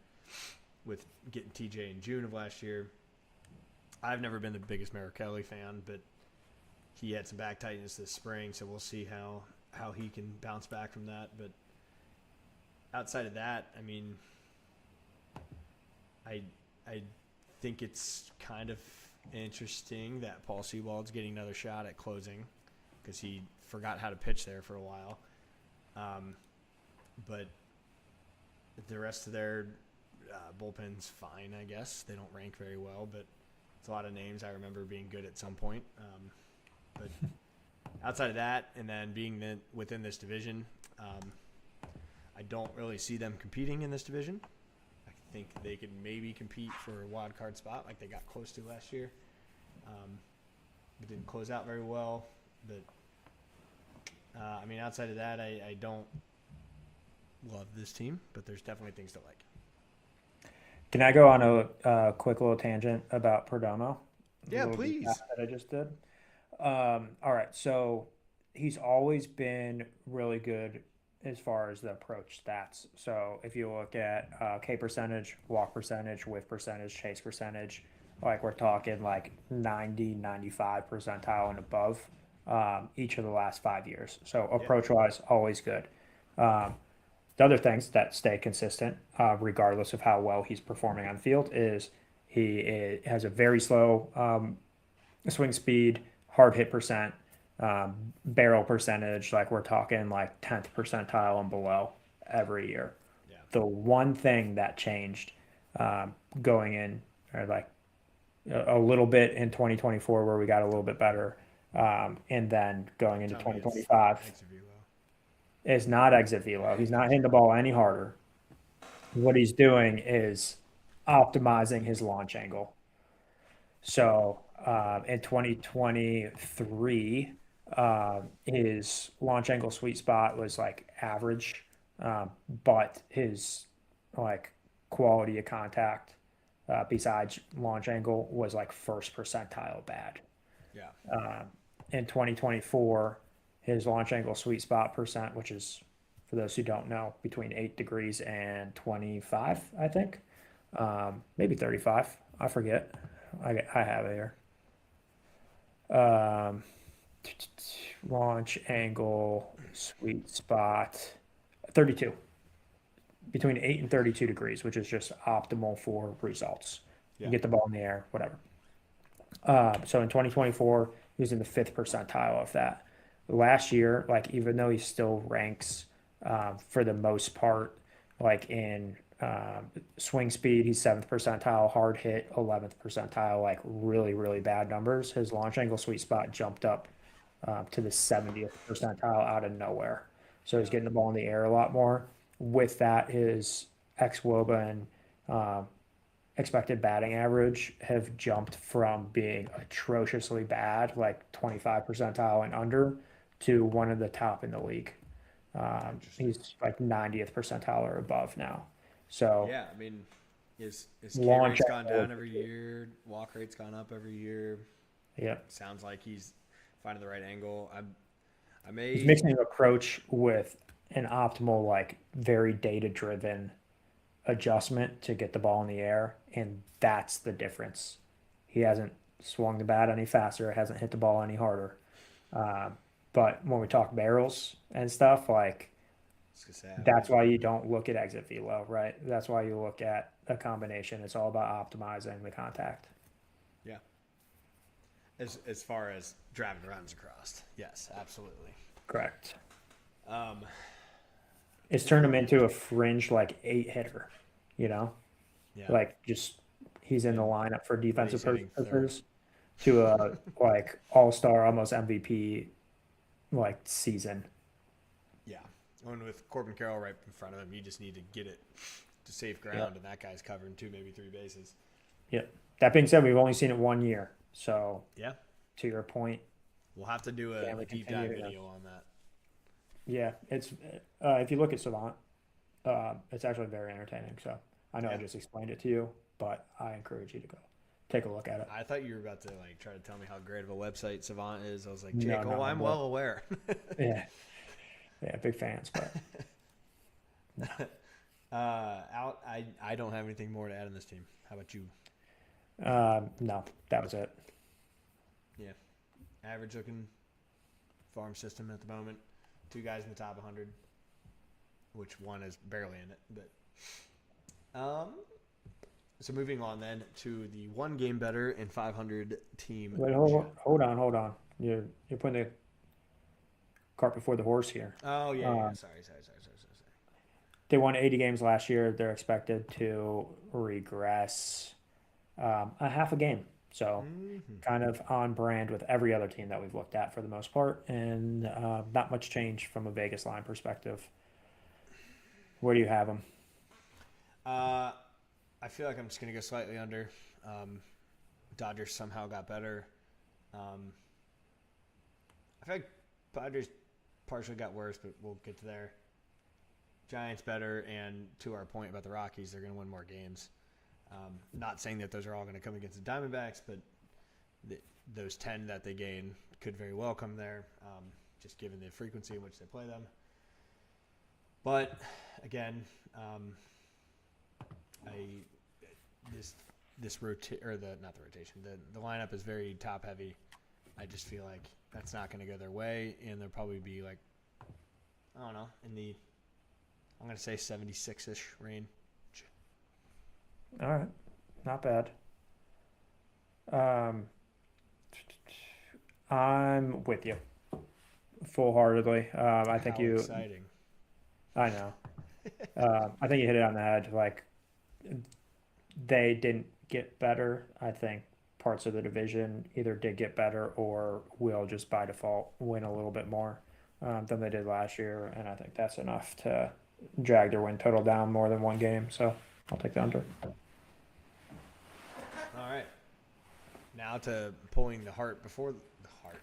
Now to pulling the horse before the cart. May I Hmm. now move on to the Giants?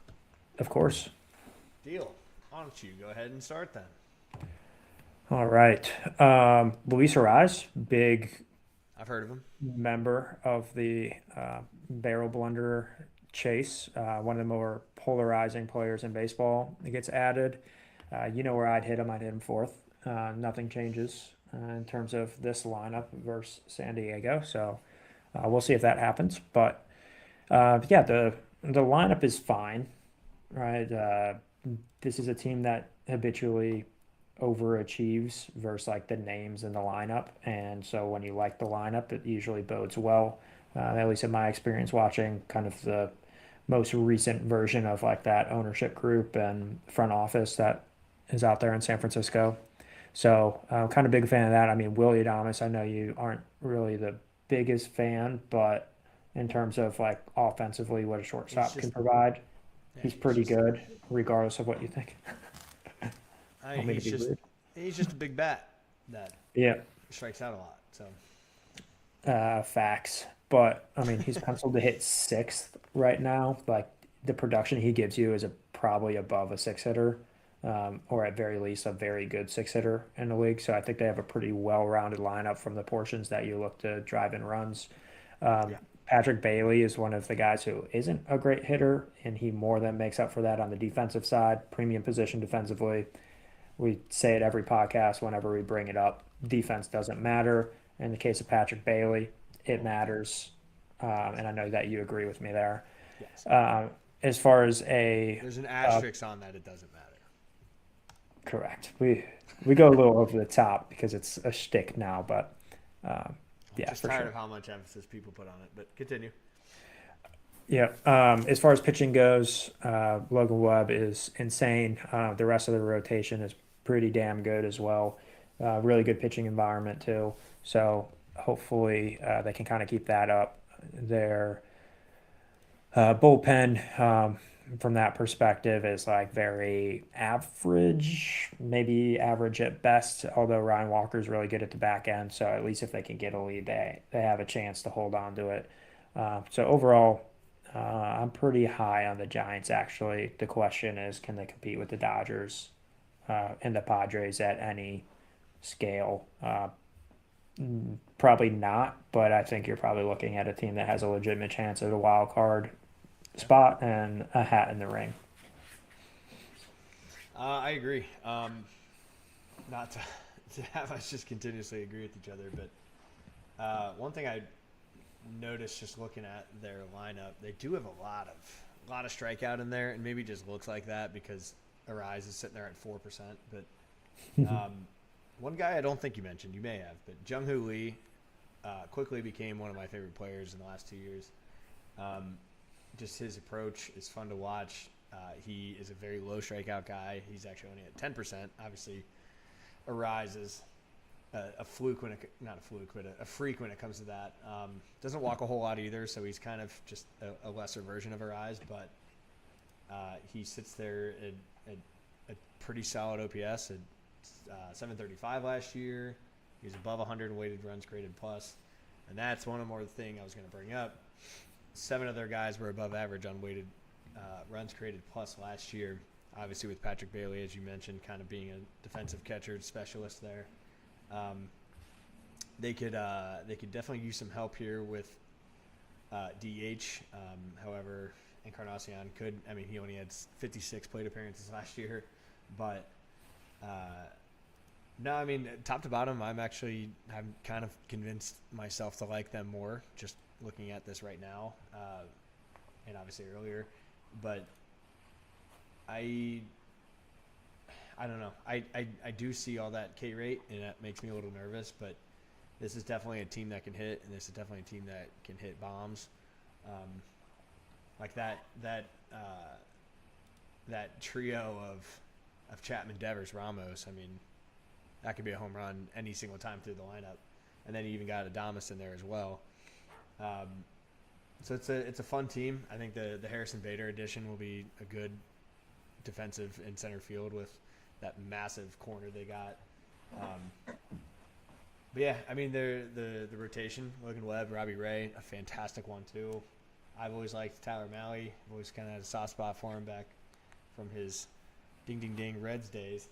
But Hauser and Root being the back end of this, that's a very good back end. That's rotation will be good, lineup's good. I personally feel like the pen leaves a little bit to be desired, but to your point, Ryan Walker, very good. They do have a fair amount of hurt pen guys, but most of them had shoulder surgery or Tommy John surgery, so most of them ain't coming back. But no, I've fully convinced myself to be a little bit higher on them this year than I was last year.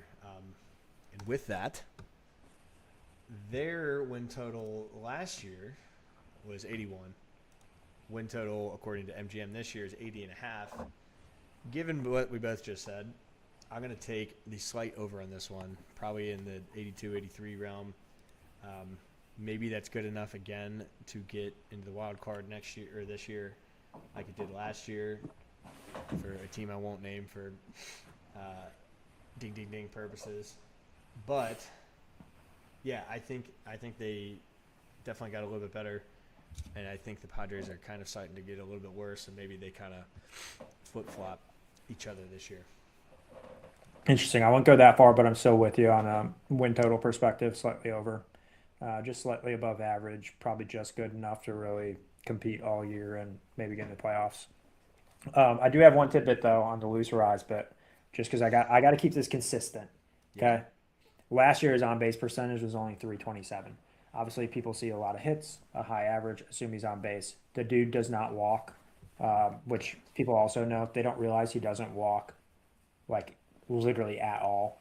Uh, it's such a low rate that he actually has the same on base percentage last year as Jung Ho Lee, but he actually trails Matt Chapman, Rafi Devers, Elliot Ramos, and Harrison Bader. So he is not a table setter. He's actually average, at absolute best from an on base percentage. Putting him first does you absolutely nothing. He has zero speed to manufacture runs with his legs. He has zero pop to put himself in scoring position by himself. You are much better served um, to have, like Jung Ho Lee hitting leadoff, even though it's the same on base percentage. He at least has the speed to be able to do something. You can get a little creative with Elliot Ramos or Matt Chapman and have a little bit of power and a good hitter getting an additional at bat and saying, hey, you might not look like a prototypical leadoff guy. And then having Luis Rise bat fourth. First inning, one of the only times in the game that you can anticipate with a fair amount of certainty what the situation is. If you're hitting in the first inning and you're a cleanup hitter, there is a person on base, or you've already scored a run. Uh, a lot of times there's going to be, if you think good hitters who sit at the top of the lineup, at best you're getting an average of 300 plus whatever walk percentage. About a third of the time that you come up in the first inning as a four hitter, you're going to have somebody on base. And good percentage of that time is only going to be one person on base. That means you need a hit with 2 outs to score a run. There's no better person in baseball to get you a hit in any given situation than Luis Arraez. He can spread the ball all over the field. He's playing in a massive ballpark that is very conducive to hitting singles, not power. Utilize his skill set, please. Begging for teams to actually give it a legitimate try. The Padres tried it last year for a couple games. It didn't work out because all they did is stand on base waiting for home runs. Newsflash, he doesn't hit home runs unless it's the World Baseball Classic. So please give it another shot. I will die on that hill. This isn't quite as good of a lineup probably to do it as the Padres were last year in that case because you don't have the speed of Tatis or like Jackson Merrill, even though he decided that he just wanted to give up trying to steal bases last year to manufacture and get themselves into scoring position with 2 outs. But I will die on that hill if this is the last thing I do. Yeah, I will say I like him. I like him hitting leadoff only in the first. I know you also said that your take you just had. I'm not going to repeat it, but yeah, solely for the fact that he sees a lot of pitches and that could really get to a starter early and get that count up. I don't think he sees a lot of pitches. I've looked this up before. He swings fast or like early. He does not work counts. Well, I guess my deduction of him getting multiple pitches is that he doesn't walk and he doesn't strike out. Obviously, if his average is only 292, yeah, I mean it's not like he's just getting on base all the time. He's getting out, so he's probably swinging and making good contact and putting it in play. But it's still a guy that you probably don't want to see first because he can do that. But I do agree with you on the cleanup spot. So we'll see. We'll see if they get there. I really like Jung Hoo Lee, and I could see him getting moved back up. Yeah. To the top. The one thing I didn't mention that kind of plays off of what you were just discussing. If you bat him fourth and you go 1, 2, 3 in the first inning, he's still a leadoff hitter. He just leads off the second inning instead, which I understand your point of like get on a pitcher before they settle in kind of thing. But like you're not losing the effectiveness of him as a leadoff hitter if you go 1, 2, 3. So you're not completely throwing that out of the window. And second inning is still awfully early into the game where you're getting a good hitter being able to make an impact. So yeah, all aboard the Luis Arraez cleanup. All right. Are you good to move on, sir? Oh, of course. All right. I've said my piece. Soapbox over. On to the Padres. Finished 90 wins last year. I want you to go because I've got some opinions. Okay, well, we'll see if they line up. Um, they're not getting to 90 wins this year. I think they got worse. Uh, we just mentioned Luis Rise. That's a fairly big absence. Dylan Cease, Gonzo. Um, they didn't really add a whole lot. I'm assuming you're going to talk Miguel Andujar, so I'll save that bit for you. No, former Red. You weren't gonna say a single thing. Not really. It's Dude mashes lefties all of a sudden. Hasn't done it at like a massive scale enough for me to really feel confident that he's going to continue doing that. Uh, I'm not a real believer in a lot of pieces here. Obviously, the top end of their lineup is very good. Uh, it's a fun team to watch. It's one of my favorite teams outside of like the Eastern market to watch. So I'll continue to do that, but I don't really see a whole lot of upside here. Their weighted runs created plus last year, or sorry, this year, from a projection standpoint. They have 8 of their 9 starters projected over 100. I do not see that happening. I'll go ahead and tell you I'm not a big believer in Gavin Sheets, Roman Laureano, Miguel Andujar, or Freddie Fermin um, in the terms of the back end here. yeah. I'll pause there um, and let you kind of weigh in on the lineup at least. Now, so honestly, I'm not going to say a whole lot different from what you just said. Obviously, a very fun team. They are starting to get older. It's almost starting to feel like it's like a Phillies type thing where they are constantly there and make it every year, but it's like, at what point are you going to actually push this thing forward and actually do something about it? You pointed out losing Dylan Cease. That's massive.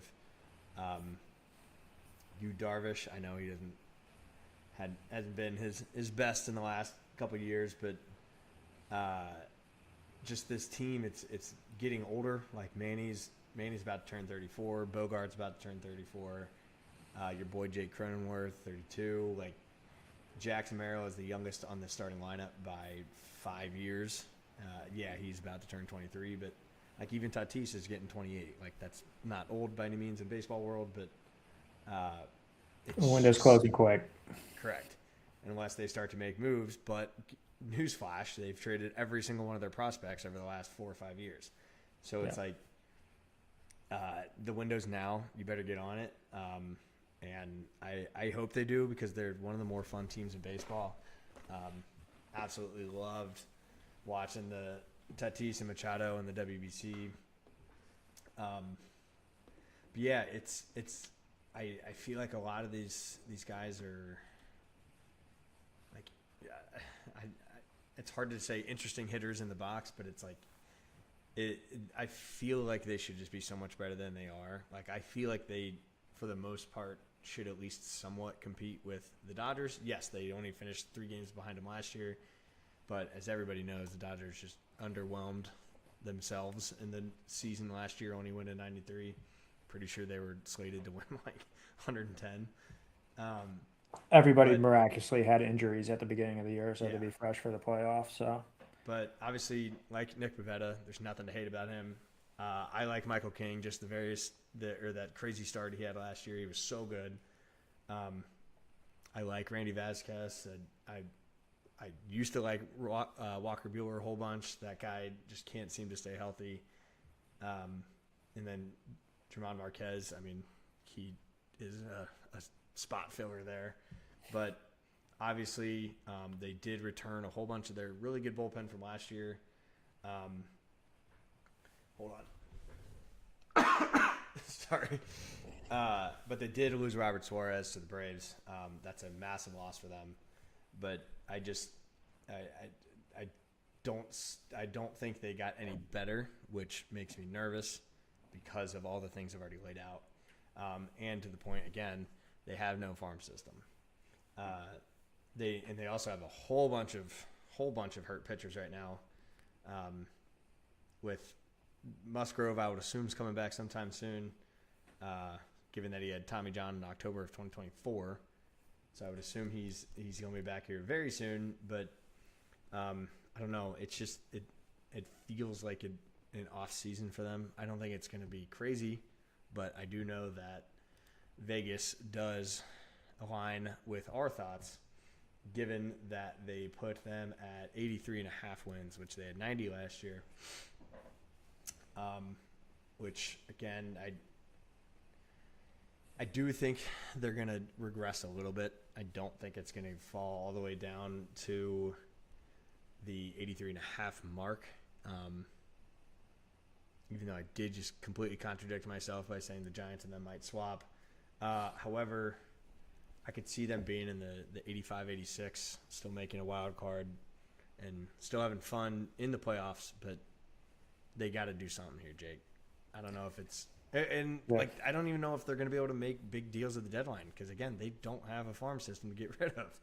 So they're desperately hoping on some of their random AAA players that might have some sort of future to them to try and prove some sort of worth to deal or risk some of their better bullpen arms this year. Or let's say Nick Castellanos somehow figures it out and he could be a decent person to move.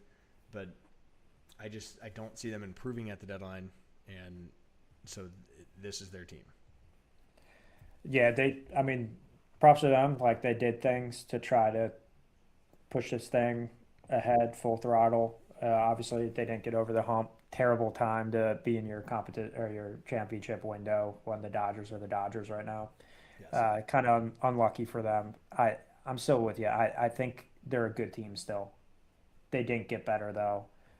Like Jackson Merrill kind of had a little bit of I don't know. He had the shackles on a little bit from a health perspective, where like he was out there and he was playing and he was contributing and all that. But like, there's a better version of Jackson Merrill out there that I expect we see. So like, I think he gets better, and that's a big win for the team. But to your point, they just didn't do enough, I don't think, to push them over the edge. Their pitchers have the injury bug right now. They have 8 guys with some sort of MLB service time, just from a pitching staff perspective, that are currently injured. Yu Darvish being 40 and like contemplating retirement because of his Didn't he injury. full on announce it already? I think he announced that if he couldn't get back, it was over. Yeah.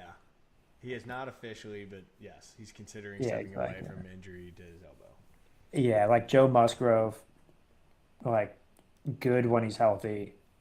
Dude's rarely healthy.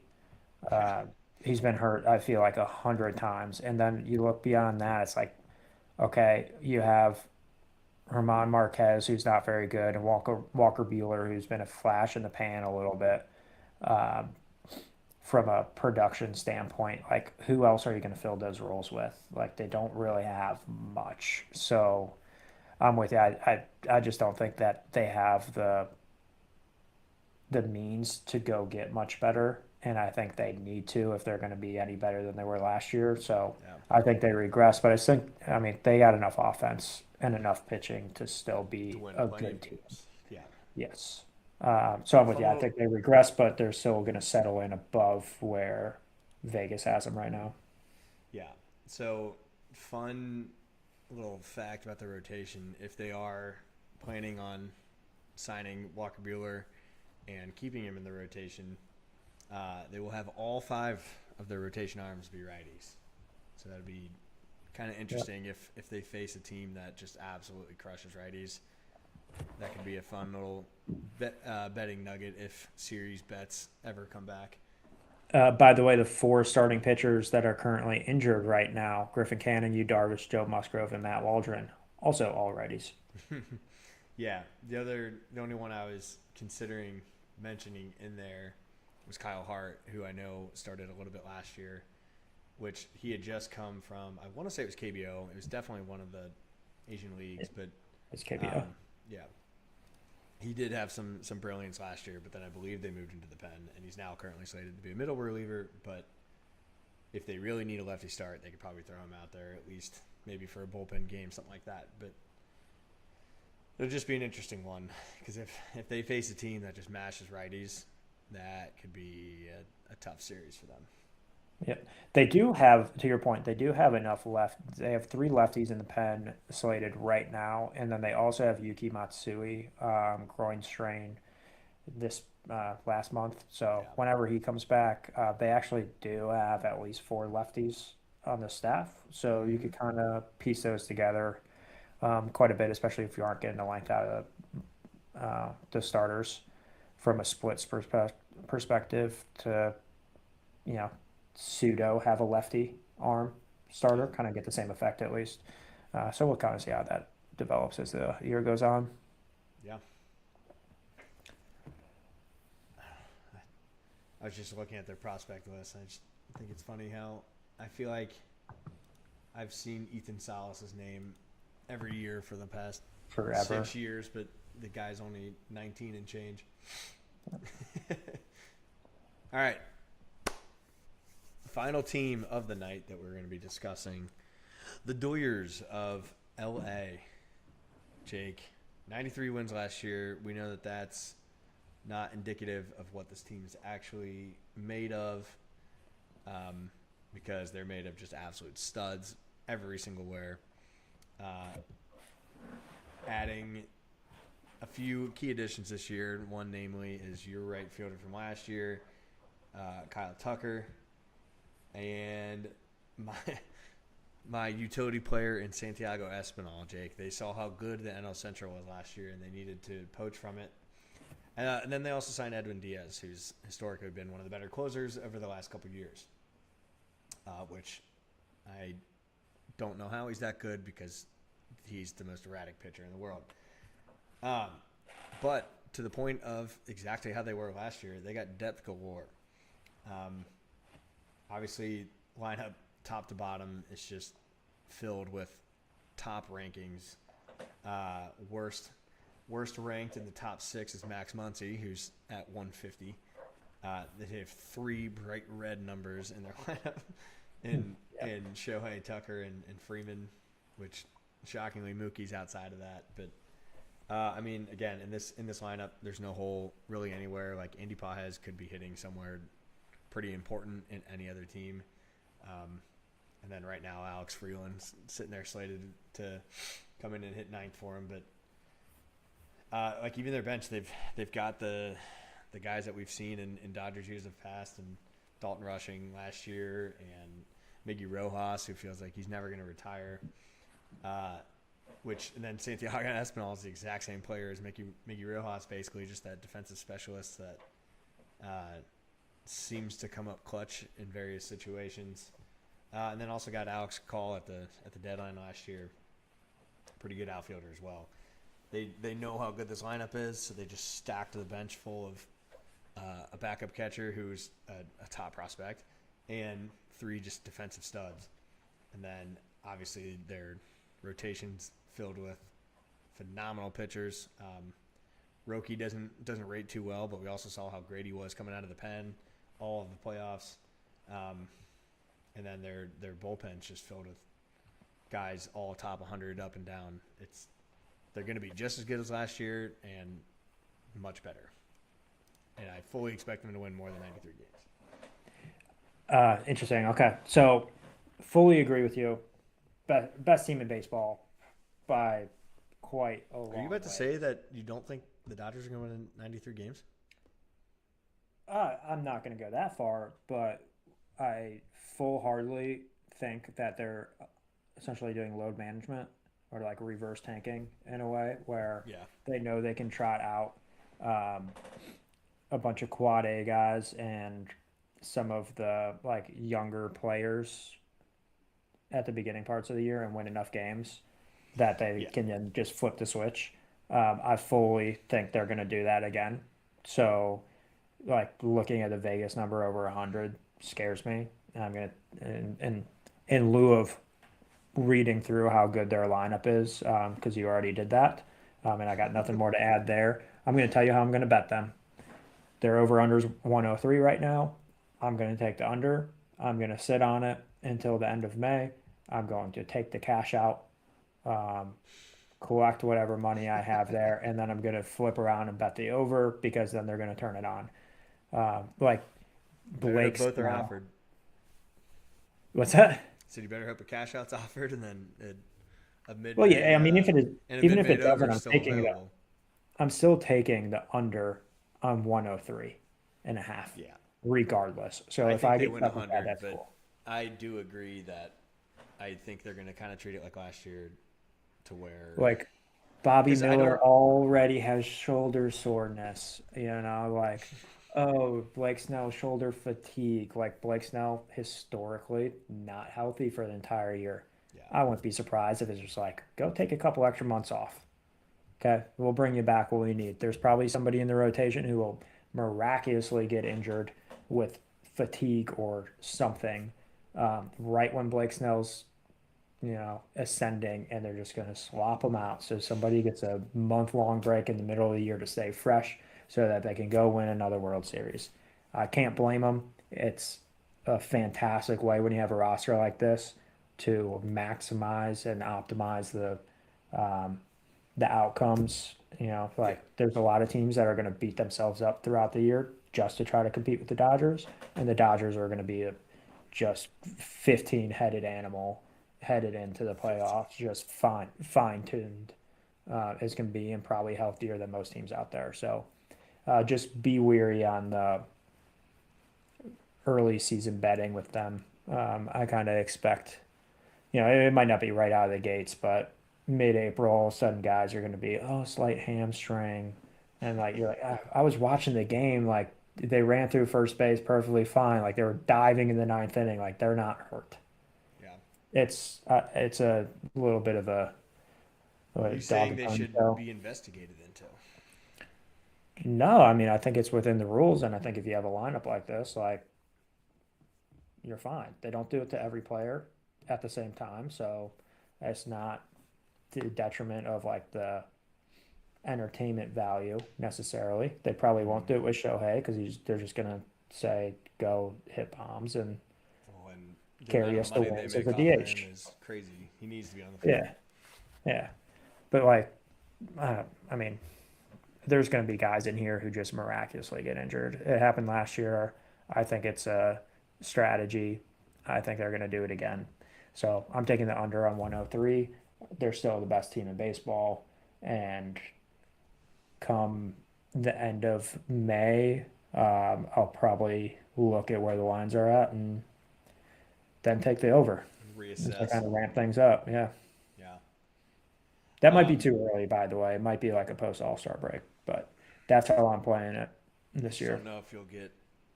Do they offer over under wins that I late in think the so. season? Yeah, why not? Because I feel like at some point it just flips to Playoffs or not. playoff odds. Yeah. I mean the window of like where you can end up definitely shrinks. So there's a point to where like they're not gonna let you bet in September probably on Yeah. there's no difference. Similar to like the end of a basketball game. You Yeah. can't bet over unders at some point. Um, but no, I do agree with the under. I think it's going to be probably closer than what you think. But I can tell you one thing. Obviously they didn't seem to care that they were the 3 seed going into the playoffs. Um, and obviously they did just fine with that. However, I would imagine they don't want to only win the division by 3 games again. So I think they're going to go a little bit harder just to at least try to build in some sort of window and then maybe start to do that. Probably try to keep it like a 10-game buffer. Obviously, you can't control it at some points, but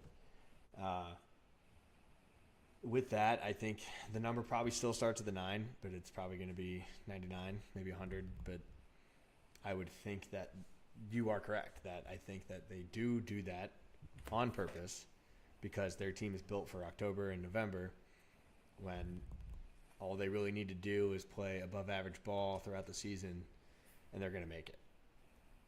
There was a point last year, though, where I was looking at it and I was like, there is a non-zero chance that the Dodgers could miss the playoffs. Yeah. because they were in a wild card spot. Only like, I think it was when the Reds were solidly in third before they kind of fucked up, or in third in the wild card. I mean, and they were only like 3-4 games ahead of the Reds in like August. I was like, there's a chance here, which would be absolutely crazy and would blow everybody's minds. But no, again, I think it's gonna be under, but more than last year. Who do you think is the first player to go down with a mystery injury?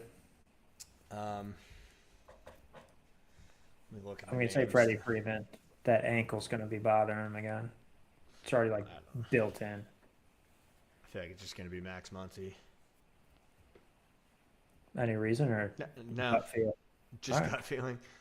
Hey, And fair again, enough. not that we want any of these guys to go down, but I could see it. Yeah. I don't know. It's also funny just looking at their roster up and down and just how little players actually have options remaining. Yeah, I mean they're all in their mid-30s. Yeah, that's what's funny. We're talking about the Padres. We're like, all these guys are getting Yeah. older, but these are the cream of the crop at their age. Yep, Yeah, but They're insane. I'll tell you what though, we didn't really talk about the bullpen a whole lot outside of just saying that they're all good. I hope that Tanner Scott figures it out again because he was so electric to watch in years past. He was so good at the Padres. Like, literally, they signed him because he was the Shohei killer. And then he just sucked the last year. Yeah, can't get Shohei out if you're on the team. So No. This is crazy. Last year, their back five relievers, outside of Tanner Scott, who could average this number, 4 of their back five relievers all averaged a 12 K per 9 rate. So they just come in and just shut it down. They don't even let you give a chance to hit the ball. it's gonna be one of those. I know we talked about ABS a little bit. One of those situations where like, how badly do you want to reserve challenges, knowing that this offense might separate itself the longer the game goes, and you're gonna show up and try to hit some of the nastiest back end relievers in the game. Yeah. Like, does your strike really mean that much, or are you just going to get out regardless? And is that better used in the 4th inning against a starter who might be on the ropes? Yeah.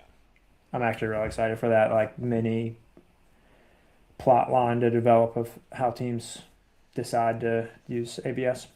Yeah. I feel like it's in every team's best interest to hold on to him. Obviously, if it's one that's in a big situation early on in the game, if it could apply pressure, use it. But again, I mean, you have to react immediately. So you don't know if you're going to be right every single time. It's not like in the NFL where they have like 10 seconds to have somebody call in under their ear and say, yes, you should challenge this or not. They have to make it right away. Coach has no opinion on it. It's got to be immediate. So I'm curious to see how it goes into play. I'm also curious to see what players are allowed to challenge. I think pretty much all catchers will be allowed. But what hitters will be allowed? And how fast will somebody lose their challenge card? Yep. I'm with you. It's just an interesting dynamic to try to project out. So I'm with you. And we already talked about it, so we don't need to go full down on it. I just think, like, from a hitter perspective, it's going to be a much more complex situation as there's more data to support it.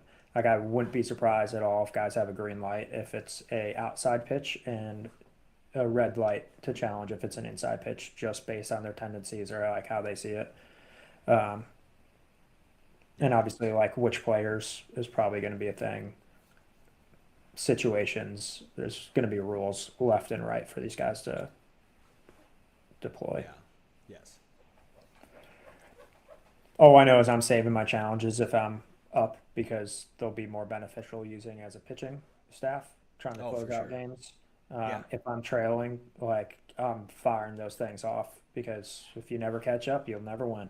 So yeah, I mean, if late in the game, let's say you got bases loaded or something, and you're in an 0-2 count, 2 outs, why not just try to paint the corner and just if it's a ball, just and then it's a strike by literally a seam on the baseball, and you're like, perfect, game over.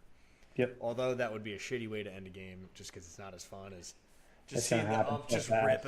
rip a strong strikeout. But The thing is, they're going to challenge at the end. Like if you strike out looking on the last pitch of the game, like yeah, I mean, if and you you've call got it a them, you might strikeout, as well use you them. But have it's to gonna use be, it. It's going to be a little bit I don't know, anticlimactic, I think. maybe it's gonna be one of those unwritten baseball things where it's like, dude, you're down 3. I hope so. You have Special teams nobody on celebrate base. this time. There's 2 outs. My closer just struck out your first 2 guys. He's about to strike you out. Like, I understand you don't want to give up, and 2 swings of the bat, if you walk right here, could tie the game. But it's like, Here's a thought. based on what I've just been doing to your last 2 hitters, I don't think that's gonna Yeah. happen. Here's a thought. What if you just go robo ump for ninth inning and on? It's not as fun. You need the rip cord of the ump. They can still do that. I mean, it's just not as Not if it's personal to robo them. ump. That's their. I mean, they still have to signal it. I'm saying like the ump gets a little buzz in the ear. I need it immediate. It's just going to suck when a game ends that way, or when there's like I'm hoping a it's very just dramatic moment that gets upstaged by a challenge where they're just like, I'm going to challenge it because we have one, and I just struck out looking, and it's like that was in the middle of the zone. I do. Going back to what I just said, though, I do think there's the stigma of unwritten rules in baseball. I feel like they'll be very quickly written in that unwritten handbook of when you're I allowed hope to so. challenge at the end of a game. I hope you're right. I kind of hope some fights start out of it. Not that I want people to get injured, but The baseball only needs some. fightings out of it is going to be the fans upset that the strike zone's not on the broadcast and be, up in arms about a call without Yeah, knowing what the truth was. Oh, you should have used your challenge there. That was like, and you'll just have no idea yeah. what the Just correct call was. I can't wait for just some meaningless strikeout in the 4th inning when a team's down 4 runs and a fan in the stands just like, challenge it, challenge it. Yeah. I could Oh, see from my first base view that was a strike. yeah. I can't wait to be in person opening day and for the first challenge just to get a gauge on like the murmur of the crowd. Yeah, Because it's going to be complete news to 70% of the people there. yeah. And I hope, and I'm assuming they do, and I believe they do, but whatever they've been showing on TV, I hope that's exactly what they put on the scoreboard. I Because assume so, I mean, yeah. it's absolutely immediate. And I can tell you one thing: if one is like the Nicodolo ball strike or the ball call that was literally right down the plate, the crowd's just gonna boo Yeah. like crazy. Yeah. I still can't believe that like we have that technology to figure out if the seam of a baseball is in the strike zone or not. And we don't have it for fair and foul balls. I'm not getting back into this. That's just to poke the bear. I don't actually want to talk about All right. that. Although on home runs that I do think would be useful for things that like go over the foul pole. Yeah. Very put rarely, fucking- but that would be useful. But we don't have to get into that. That was just to poke the bear a little bit. Thanks. Really Yeah, appreciate no problem. that. Yeah, my pleasure. You just waited 2 hours into this to do that. You've been waiting on it the whole time. All right. We were agreeing too much. Had to get you riled up a little bit. Absolutely. So I believe for the West, we both obviously very much agreed on Dodgers being first. Yeah. Believe I think I originally said Giants may overtake Padres, but I believe I then changed myself. I do like the Giants a lot more this year, but I'm pretty much going the exact same order as last year.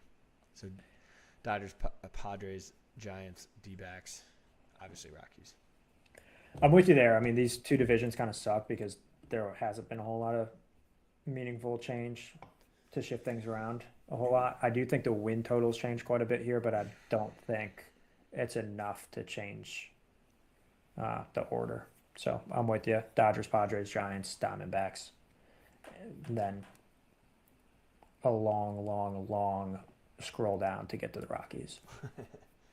And watch this be one of those random years where the Giants win 100 games when nobody came even anywhere close to predicting it. Yeah. And then somehow the Dodgers are not playing at home in the playoffs. Yep. Well, we'll at least be with everybody else wondering how the hell that just happened. So, Yeah. Fair enough. Sorry.